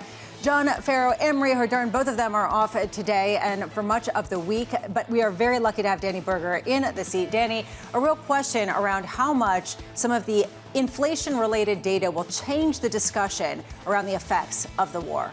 And we are expecting to get a pickup that would be the biggest since 2022. The conversation for these markets has just been the headline roulette, the ping pong, the back and forth, the extension. Iran saying that they would not agree to a ceasefire. What's happening in the Strait of Hormuz? We have yet to see that fully realized through the economic data, because the ones we've gotten thus far have been stale. So what difference does it make to finally get some March numbers and company earnings? What are they going to say about what they're seeing from the consumer, about what their supply chains look like, what their logistics costs look like, and how they're able to weather this? We have heard some preliminary discussions from Delta, from American Airlines, talking about how bookings have been incredibly robust. Consumers still want to spend. We're seeing deals get done in abundance. We're seeing a record month for the month of March in terms of corporate bond issuance. If you take a look at capital markets, it doesn't feel like caution. Last week, we had the biggest rally in high-yield bonds going back to late last year. This is a market wide open. And all of the debt that's been issued by these AI spenders, despite all those fears too, there is so much demand of it. There is so much money that wants to get put to work. By the way, just on the note of airlines, I feel like that's telling in itself that they're doing so well, not only because of higher prices, but airports are an absolute mess right now, and people are still traveling. Yeah. People are going and waiting in the 4-hour lines and traveling on It's true. airlines. It's sort of like, I wouldn't want to go to the club because it's too crowded. Nobody goes there anymore. This sort of Yogi Berra expression. At the same time, you wonder how much that's changing in real time, given when you take a look. Have you booked a flight recently, a domestic flight, and seen how low the prices have actually gotten? So clearly it does seem like there is an incentive to get people on board. Yeah, there definitely is, but not for the international flights, not for the high-paying ones. And this is what matters most to these airlines, too. It's the business class flights, it's international, and those have looked very robust. Meanwhile, we are looking at markets that are trying to feel positive. Coming up this hour, Matt Miskin of Manulife with stocks searching for direction a bit following a winning week. Jason Thomas of Carlyle saying the fundamentals in private credit remain strong, and Kathy Bostjancic of Nationwide looking ahead to this week's inflation data. We begin this hour with stocks edging a bit higher on renewed optimism over a potential ceasefire in Iran. Matt Miskin of Manulife, John Hancock, writing, equity markets are still signaling risk on. The markets have yet to price in any meaningful economic slowdown from a potential energy supply disruption. Matt joins us now. Matt, wonderful to see you. Thank you so much for being with us. So this has sort of been the push-pull. At what point do expectations for some sort of growth hit start to triumph over robust capital markets activity and pretty good economic data heading into this?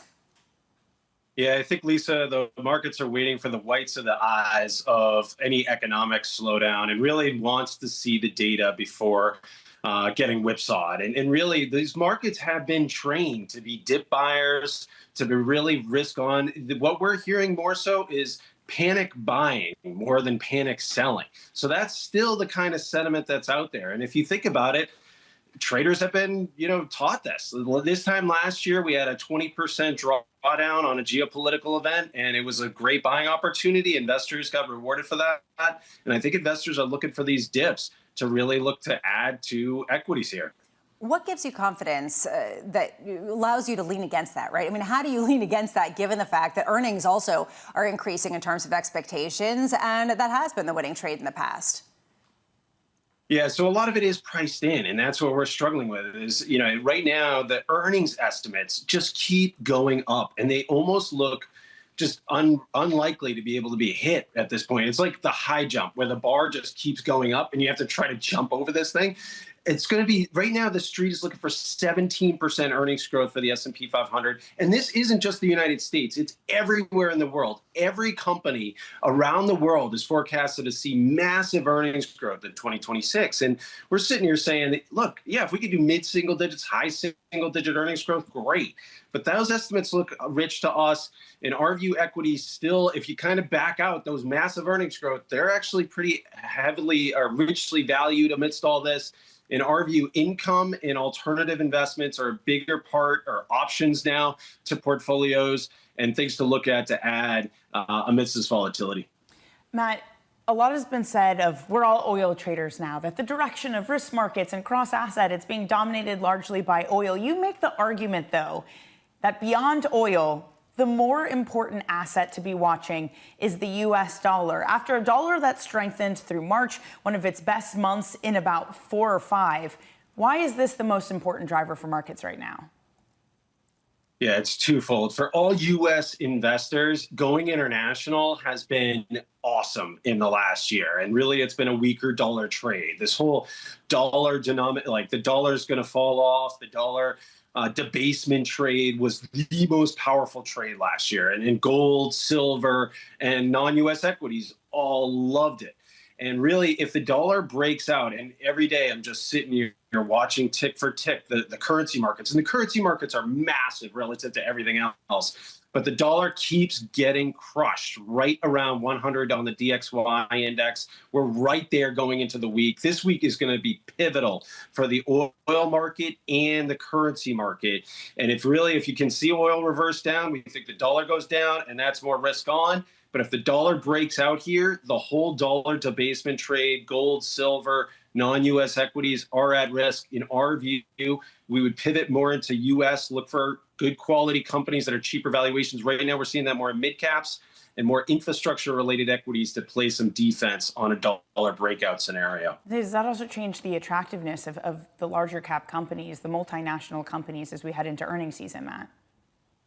Exactly, Danny. And we were just saying that, look, earnings estimates are about as good as it gets right now. So any weakness that can filter into the markets could be a headwind to these awesome earnings estimates. And the dollar is a big part of that. So 40% of S&P 500 revenues are denominated or they're sourced abroad.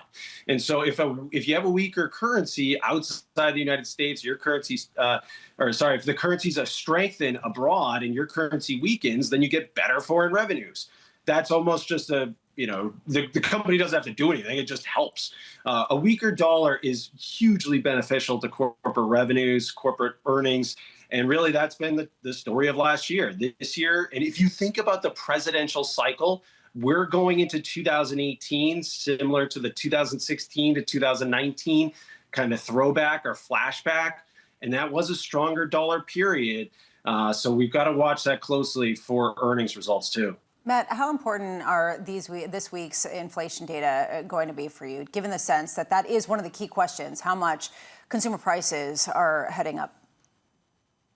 Well, what we're hearing, Lisa, is not just oil. In the last, we're hearing the streaming services are raising prices. And it's like, that's not because of higher oil prices. Delivery companies, Amazon even has just increased a tax, if you will, or an increase based on the higher oil prices. But we would look at higher oil prices as a tax, not as much of an inflationary event. I get it. The headline CPI is going to feel it because of higher gas prices. But what everybody missed last year in terms of the tariffs was that one thing that goes up can make other things go down because consumers can't just, use all that capital to spend across the board. Things last week that actually made us relatively positive on the inflation backdrop. Housing prices year over year declined, or they were still positive, but only by 1% year over year, which is the lowest reading as of late. Wage growth, non-existent. It was actually 3.5% in that really good jobs report. But if you have lack of wage growth, relatively weak housing price growth, and without that wage growth, higher gas prices, that's just going to decrease your real spending power. In our view, that makes the Fed more likely to tilt to the dovish side by the end of the year than the hawkish side. And inflation might not be as bad as feared, all things considered. The bull case for bonds. Matt Miskin of Manulife John Hancock Investments. Thank you so much for being with us as we begin a new week. Right now, let's get you an update on stories elsewhere. Here is your Bloomberg Brief with Yahira Anand. Yahira. Hi, Lisa. Iran's foreign ministry saying no rational person would agree to a ceasefire because it means creating a short pause to regroup and commit crime again. The comments coming after Axios reported the U.S., Iran, and a group of regional mediators are reportedly discussing terms for a possible 45-day ceasefire. Japanese Prime Minister Sanae Takaichi says she's looking to hold talks with Iran's leader before President Trump's latest deadline. Japan has a key interest in maintaining a working relationship with Iran. The country secures 90% of its oil through the Strait of Hormuz. Hedge funds turning bullish on wheat for the first time in 4 years. Long positions on Chicago wheat outnumbering short contracts by over 8,500 in the last week of March. Hedge funds are betting on higher prices due to dry weather and fertilizer shortages. That's your Bloomberg Brief. Lisa. Thank you so much, Yahira. Up next, the morning calls, plus Jason Thomas of Carlyle saying the fundamentals in private credit remain strong and talking about what the backdrop is for inflation. That's coming up next. This is Bloomberg Surveillance.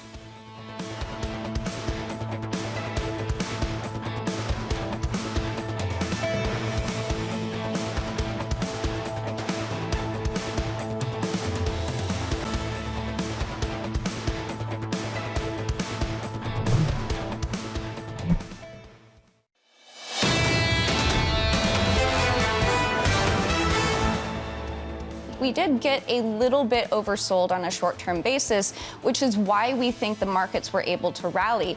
But we expect volatility to continue because there still is so much optimism that this war will end quickly and it won't have a big impact on growth.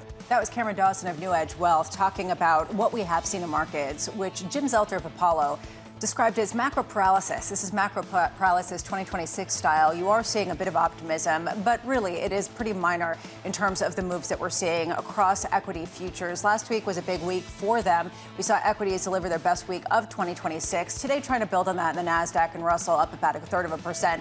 Meanwhile, when you take a look at bonds, yields just a touch higher ahead of the key inflation reads, particularly at the front end. 2 basis point increase to 3.86%, and that 30-year yield creeping up toward that 5% level, 4.92%. Meanwhile, in the crude space, we're looking at the June contracts today because that is the apples to apples, and we have been trying to explain why WTI and crude have not been trading the same when you take a look at the current contract, because one is May and one is June. Right now, you're seeing that the apples to apples, Brent crude actually inflecting higher at 109 versus WTI, down about 0.7% at 97.35, highlighting how different dynamics really are driving the different regions in terms of oil price. Time now for the morning calls. First up, Mizuho cutting its price target on Supermicro, saying federal indictments and legal controversies should shift orders to Dell. Next up, Goldman Sachs upgrading Netflix to buy ahead of the company's earnings later this month. The analysts seeing a healthy backdrop for advertising. Those shares up 1.8%, maybe also because they are charging more and actually continuing with the subscriptions. And finally, Bank of America lowering its price target on Blue Owl, saying no companies in the group of asset managers are positioned for strong first quarter results. Let's stick with that. Blue Owl, the latest limiting withdrawals, adding a fresh layer of stress to the sector. JP Morgan CEO Jamie Dimon telling shareholders private credit, quote, probably does not pose a systemic risk, but warns losses will be greater than expected. Jason Thomas of Carlyle writing the following. Stepping back from the headlines, the fundamentals in private credit remain strong. Jason joins us now. Jason, wonderful to get you on to talk about private credit and a host of other issues that we're dealing with. Starting with that, fundamentals may be strong, but this region, this area, has not been tested through a credit cycle and is experiencing outflows. Do you expect the losses to be more significant than some people expect?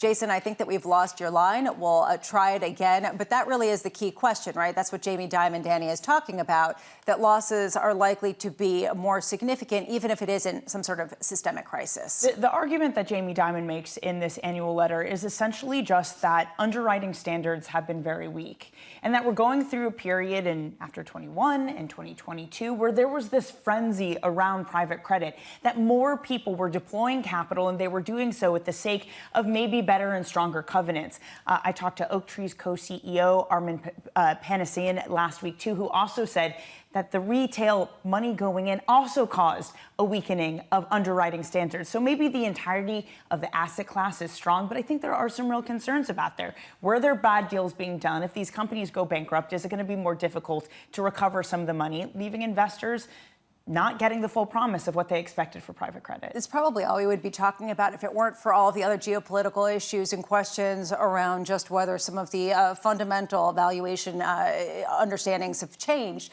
That said, a question here of whether we have seen a credit cycle going back to 2009 in any material way, and the broader credit markets and how well poised or not they are to deal with actually a downturn in some sort of growth, or growth that is sub-trend, subpar. And that, I think, might be the key question going forward. I was struck by this Fed report that came out last week that talked about how if you take a look at the fact that the population has shrunk for the first time going back to the 1950s, you actually are looking at a break-even rate about 10,000 jobs a month. It could be even negative, but it means much slower growth. If you have slower growth and you've got companies with levered financial structures, how much does that create a real issue? It gets to kind of like this promise of AI, that everyone is hoping that we get a productivity boost from the technology coming in that saves us from this. But that in itself has this irony underlaid within it, that if we do fully realize the promise of AI, that it helps with American growth because of the weakness, because of the issues in the labor market. This is something Jamie Dimon points to, too, that there are going to be changes from the labor market, that, in his words, it will definitely eliminate some jobs. He goes on to say that we're looking at definitive plans, how we can support and redeploy our affected workforce. But it is real-time issues that companies are grappling with of maybe margins that are looking more painful, and can you deploy technology to fix that? How does that play into this labor market? Can there be hiring as robust as it once was when you have a lesser population and different technology that affects what's needed? To me, it's just this sort of multi-factors that are coming together in kind of a mush. On one hand, it's the investment in AI that needs to pay off, right? It needs to pay off for the cycle to continue. On the flip side, there are questions about true funding stress that we have not seen yet, but that could be coming, and that we might be seeing pockets in the likes of Blue Owl. Jason Thomas, I think we have back online after a power issue. I'm so sorry about that. Jason, thank you for being with us. Do you see the potential losses in private credit as more significant than people expect, even without some sort of true systemic risk? No, I don't. But I think that the systemic risk point is perhaps most significant here. In terms of the misperceptions that exist.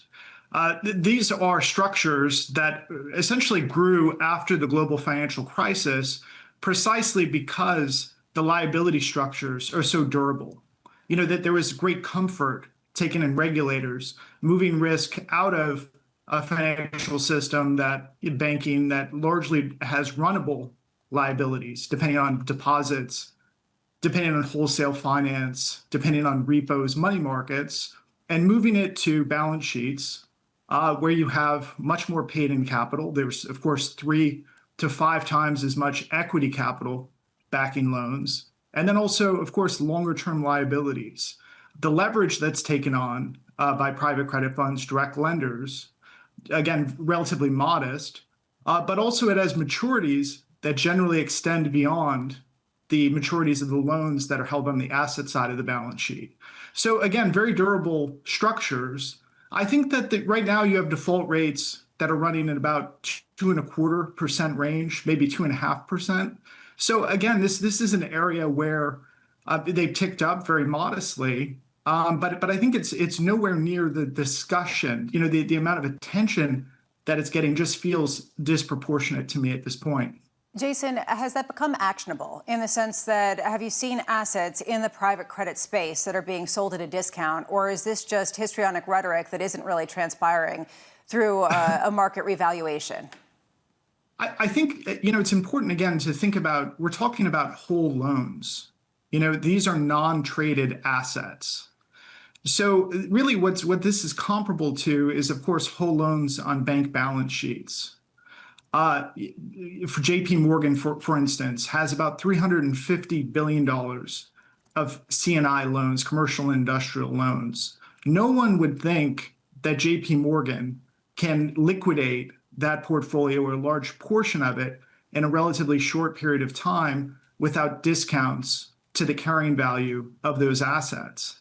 So again, when you have non-traded assets, it generally takes time to underwrite. That there's an illiquidity. Of course, there needs to be an illiquidity premium for investors that with exposure to these assets.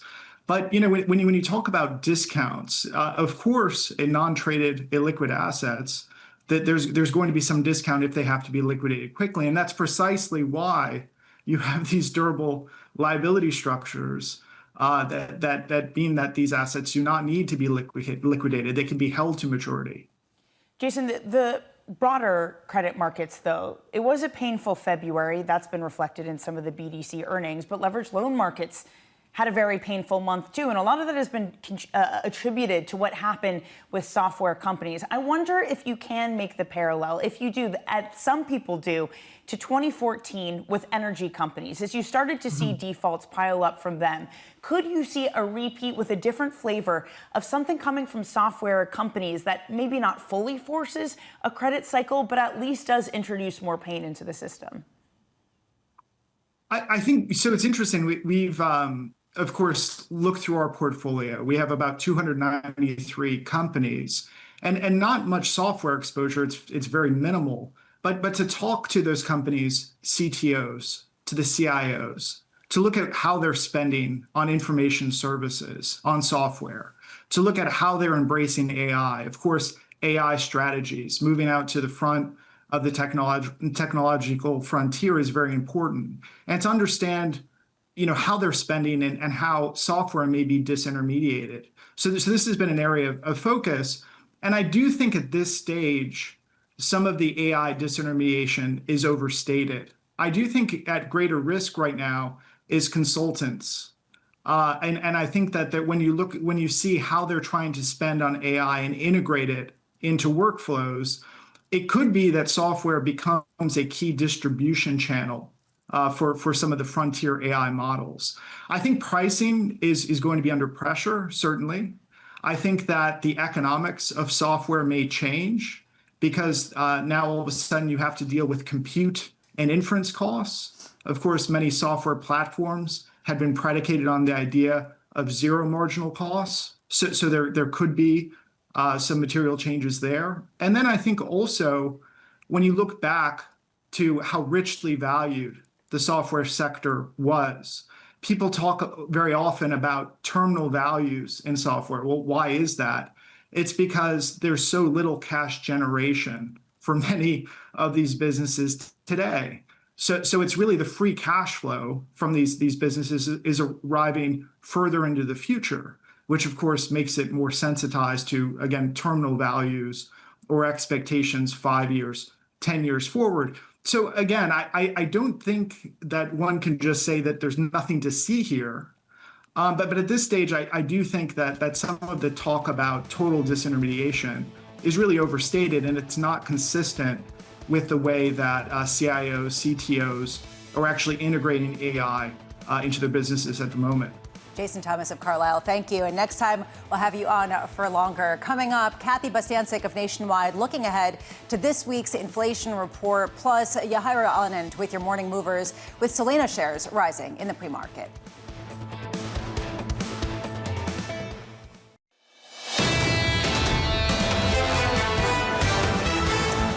Looking at an effort to have another risk-on week, we're starting off on at least a green footing, although just. We're seeing S&P futures higher by about, less than 1%. Yeah, less than 0.1%, but you are seeing a bigger rally staging in the NASDAQ and the Russell 2000 futures. If you take a look at the bond board, you take a look at 2s, 10s, and 30s. Anticipation that we're going to get hotter than expected inflation data. This makes sense based on just the inputs from gasoline as well as diesel. If you take a look at 2-year yields at 3.86%, Danny, I was taking a look at the lows this year. It was a good 50 basis points less, 3.37%, just as recently as February 27th.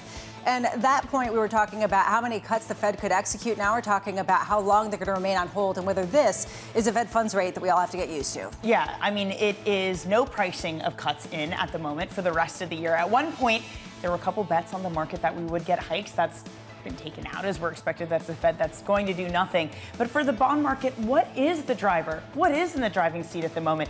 Is it the price of oil? Is that what dictates things? Is it the rhetoric coming from the president? Is it the rhetoric coming from the Iranian officials? Is it going to be the CPI data we get this week?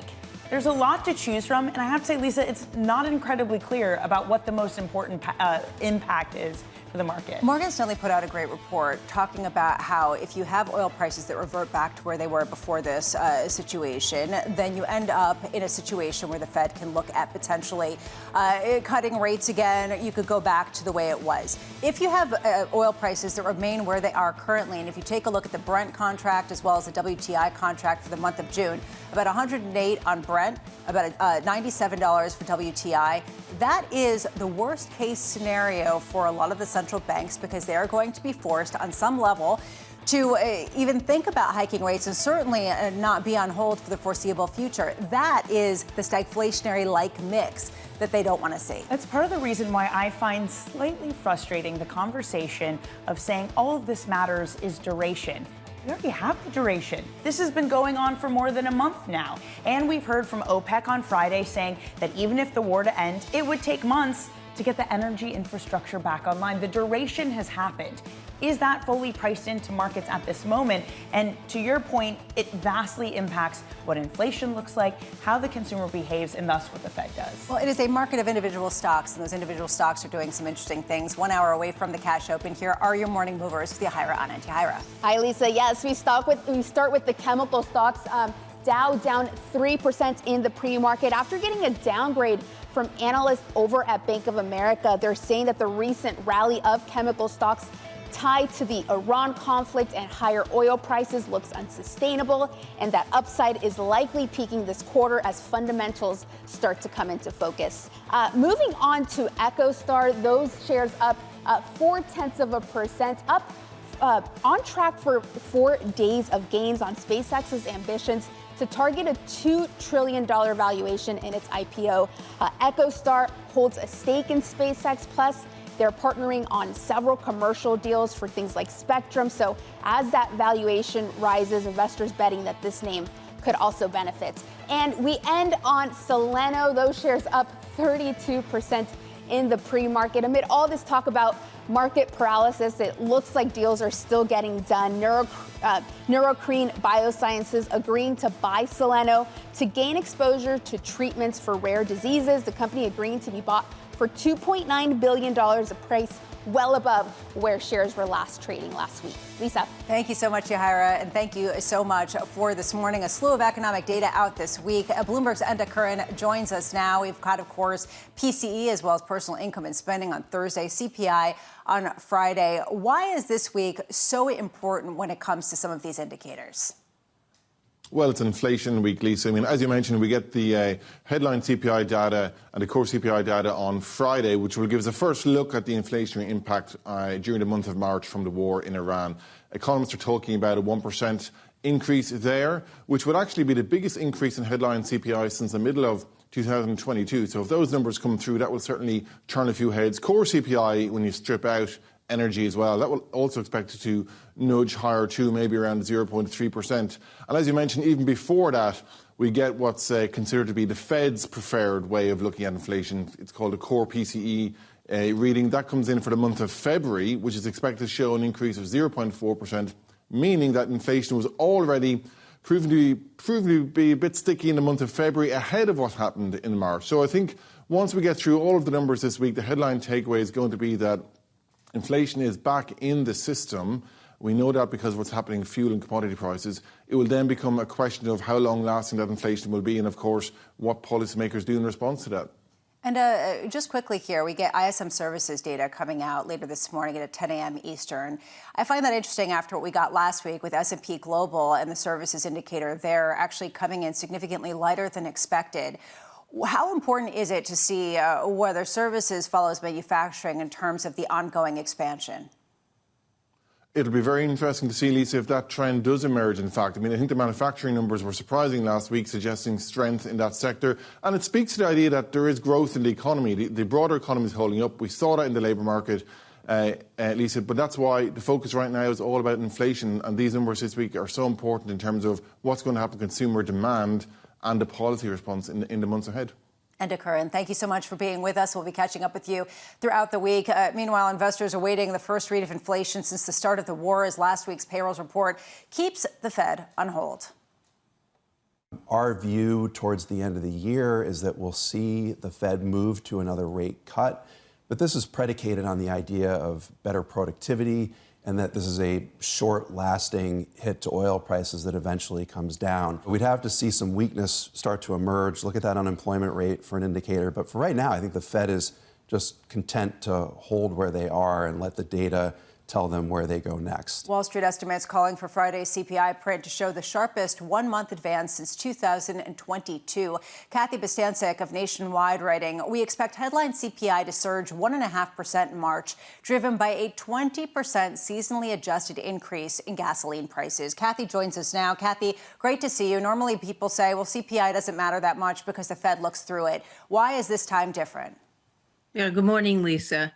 Well, it matters because it's the size of the increase rate. And as you indicated, this is potentially the largest increase since we saw, mid-2022. And we are on the high end of the Bloomberg consensus looking for 1.5%. We think that persists even through April, and you could probably get headline CPI approaching 5% just by April. But the key really for us, and I think the markets, is that it is temporary and then it starts to ease as the year progresses. That's also our forecast.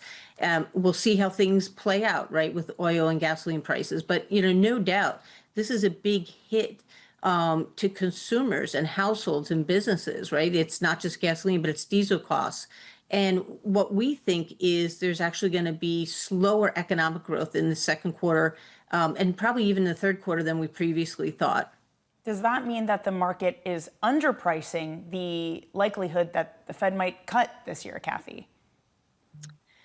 I think so, but it is a tough call, right? There are a lot of factors hitting the market all at once, right? You've got the inflationary impulse, but I think the market may be underappreciating the drag on economic activity. And if we're correct and inflation eases in the second half of the year, particularly the fourth quarter, that gives the Fed room, I think, to still consider interest rate cuts. And for now, we're holding on to 2 rate cuts. It's quite possible they only do 1, but I think it's premature at this point to remove that completely from the table. Typically, Fed officials do look through inflation shocks, oil shocks, and look at its attacks on the economy. One thing, though, that also helped remove the idea of cuts was Friday's data, Kathy, a jobs market that added 178,000, the most since December 2024. What did you make of it? Well, I think it was a solid number overall. Certainly not just the monthly read, but the fact that we see the 3-month moving average, both for overall payrolls and particularly private payrolls running, around 70,000. That's very solid. But I think it's still kind of this fragile balance in the labor market. I wouldn't be surprised in the coming months if employers get a little bit more cautious about hiring because of the uncertainty of the war's impact on the economy. Doesn't mean they're going to resort to layoffs. I think we continue in this no fire environment. Jobless claims are very low. but they could pull back a little bit on the hiring reins. And that could still persuade, again, if inflation comes down lower, Fed has admitted they think interest rates are restrictive, prior to the war, still gives them room to consider rate cuts. Kathy, this has got to be one of the most complicated times ever to come up with an economic projection. Is there any historic analog for you that gives a sense of just how uncertain not only the economic data is, but the parameters with which to look at them through? Well, we do. Yeah. I mean, great question and great point. I mean, we do look back at previous, oil shocks and increases in gasoline prices particularly. And you can even just look at the Ukraine-Russia war when it started to see the impact it had on inflation. It's not the same economic environment, though. There we were really in kind of the recovery portion of COVID. This time is a little different.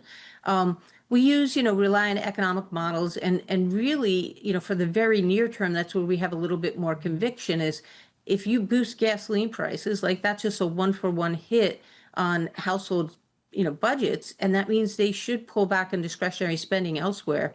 And that's why we look for a little slowdown. Thereafter, it is going to depend on the outcome of this, what happens with Strait of Hormuz and what happens with energy supplies. I guess when I was looking through the data this weekend, I was thinking to myself, okay, on one hand, you could talk about geopolitics and get, really concerned and start wondering how high can oil prices go. And then you take a look at oil AI investment and you take a look at some of these productivity boosters that could potentially offset all of this and then some. And that has been the driver for a lot of the economic growth anyway. So how do you pair these two ideas, the sort of historic model of what happens when you get an increase to oil prices and what an offset it is when you see AI investment that continues to rise at really increasing paces? All important points there. And I should add why we're downgrading second quarter growth and maybe third quarter a little bit giving a haircut. We still think for the full year, Q4, we can attain 2% GDP growth. So we're not overly bearish on the economy. As you said, productivity growth is strong. It's running trend right now. It's trending at least 2.5%. AI investment and the eventual productivity gains there could push productivity even higher.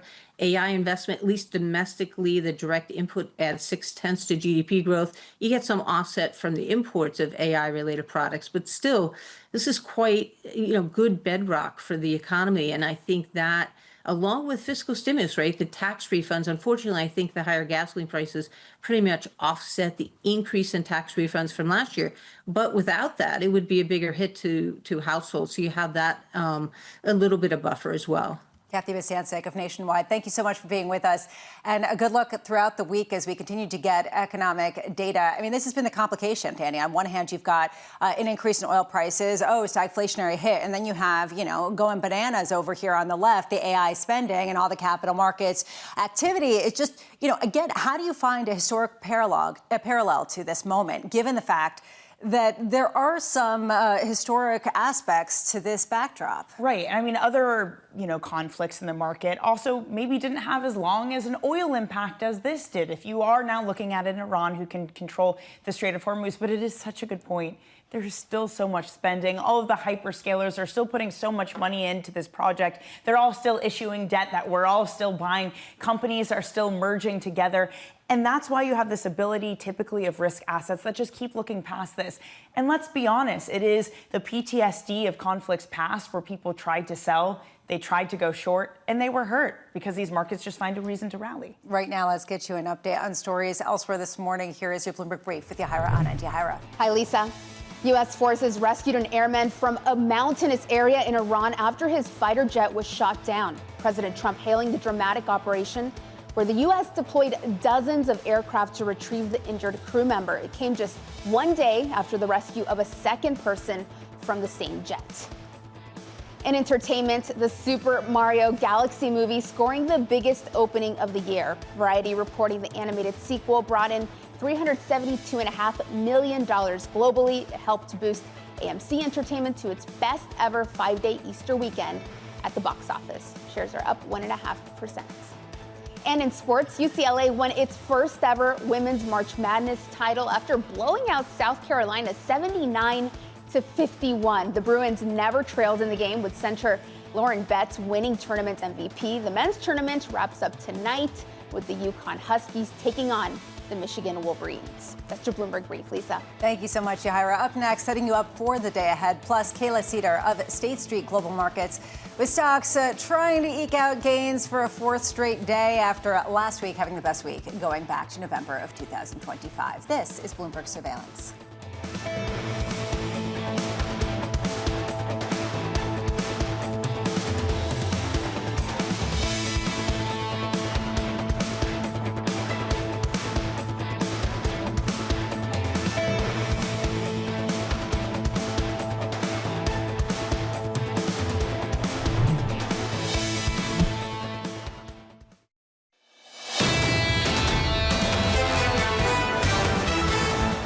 The systemic risk point is perhaps most significant here. In terms of the misperceptions that exist, it's nowhere near the discussion. The amount of attention that it's getting just feels disproportionate to me at this point. And it would probably be a lot more should it not be for the conflict in the Middle East. So that was Jason Thomas of Carlyle talking about how there still is fundamental strength in private credit. This would be the main story over the past couple of months if it hadn't been for attention directed elsewhere. Right now in markets, direction is focused on a potential ceasefire, or at least discussions that could lead somewhere positive. That at least is the tone from futures that are higher by about 0.2% in S&P, about 0.5% on the NASDAQ and Russell. You could see in the bond space preparing for a hotter than expected inflation read, at least on the front end of the yield curve. This is the yield curve flattening that people have been expecting. You have a 1 basis point increase at the front end. 2-year yields now at 3.85%. But you're seeing a bit of a bid into the 10-year and the 30-year space as people take a look at the potential hit to growth that could come on the heels of oil price increases. And in the crude and WTI space, what you are seeing is a bit of a calm, a bit of a decline across the board. More so, though, WTI, we're looking at futures for the June contract. We're seeing a 1.3% decline for WTI at $96.74. Counting down to the opening bell, here's a trading diary for the week ahead. At 10 a.m. Eastern, ISM Services at 1 p.m., President Trump holding a press conference. Wednesday, we get results from Delta and we get Fed minutes. On Thursday, we get another round of jobless claims and the PCE report. On Friday, both the CPI and the University of Michigan Consumer Sentiment Survey. Watch the inflation expectations there. Stocks looking potentially for a fourth consecutive day of gains as uncertainty looms. Kayla Seder of State Street writing, institutional investors continue to show caution, not panic, echoing a market that has shown resilience in the face of geopolitical and economic unusualness. Kayla joins us now. Unusualness is a great word to describe what we are seeing right now. How much are you looking at some of the earnings expectations from companies across Wall Street, seeing them increase and taking them seriously for face value and not saying, well, it's asterisked based on the unusual circumstances? Yeah, well, first off, thank you so much for having me. I think earnings could be something that helps propel equities a little higher here. Expectations are high, but when we look at how institutional investors are preparing ahead of earnings season, we still see a lot of demand for the AI trend. So if we look at where positions were at the beginning of the conflict to where they are now, there's really two places where institutional investors have increased their exposure. The first is tech, and especially that semis tech hardware area. I'll get to software in a moment, but the second place we also saw a big increase in demand was energy. Now, flipping back to that software side of things, we saw a huge unwind at the beginning of this year, and we have started to see signs that that unwind could be over. And so bringing it back to those earnings expectations, we still see opportunity for this AI trade to continue. And I think that will really help dominate this earnings story in the U.S. Mike Wilson of Morgan Stanley came out saying that he believes that the S&P 500 is carving out a new low and that it makes sense to start adding length in cyclical and quality growth trades. Quality could be construed as the technology. Cyclical, an interesting one, given the potential hit to consumer spending coming from oil prices. Do you see momentum behind some of the consumer cyclical sectors? I would be careful here. I think sticking with quality is the most important thing right now. And that does apply to the tech part of the equation, where right now we see a lot of demand for high quality. And that really isn't something that's new. The reason why it's important to stick with that is because when we look at the expectations for interest rates, we have seen quite a shift. And so we want to stick with parts of the market that are more interest rate insensitive. So I think when we look at that cyclical portion of the market, sticking with tech makes sense. You still see some opportunity within energy. Within the consumer space, it's interesting because we do see a lot of demand or growing demand for places like airlines. So certainly consumer demand or a consumer exposure there. But other parts of discretionary, I would be cautious with, especially because if oil prices continue to rise, you could see decreased demand eventually, but you could also see margin compression as well. So I would be selective. Kayla, to what degree does a stronger dollar make an impact? We're talking with Matt Miskin of John Hancock earlier in the show, who pointed out it was the dollar's strongest month last month since summer of 2025. Does that start to eat away at the attractiveness of some of the big multinational companies and their shares in the U.S.?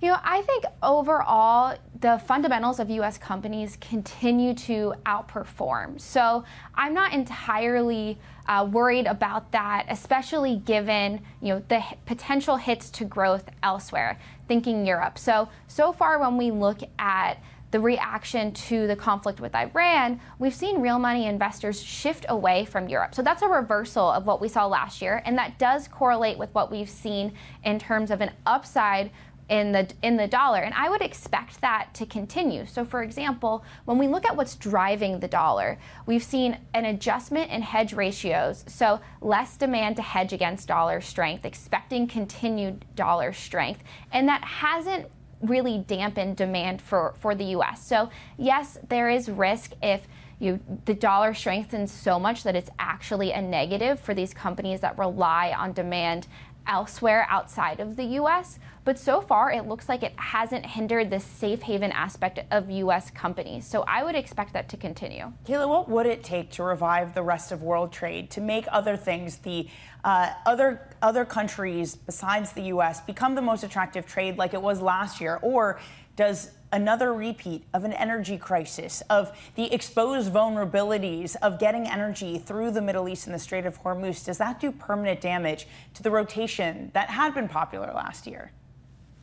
That's a great question. I think positioning ties into that very closely because it's easy to say nothing's permanent, anything can change.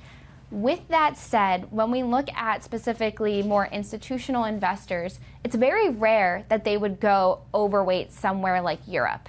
And what we saw last year was more of a closing of the underweight, not so much a big shift to overweight positioning. And right now we're about neutral, and so, or a little below neutral actually. And so I think there's a lot of fundamental reason for that continue. Earnings are relatively weaker, margins are slimmer, and there's a lot more uncertainty. And yes, that uncertainty could decrease, but when we look at the fundamentals, they were weaker to begin with. And so I think the underlying shift to the US and a reversal of last year's trade makes a lot of sense here. Kayla Seder of State Street Global Markets, thank you so much. Coming up tomorrow, we're going to continue the conversation with Kelsey Barrow of JP Morgan, Kate Moore of Citi Wealth, Jorge Leon of Rystad, and the New York Fed President, John Williams. Danny, it was so much fun. Let's do it again tomorrow as we try to understand whether we're geopolitical analysts or whether we're focused on markets. Good luck to us. See you tomorrow, Lisa. See you tomorrow. That was Bloomberg Surveillance to start off your week. Good morning.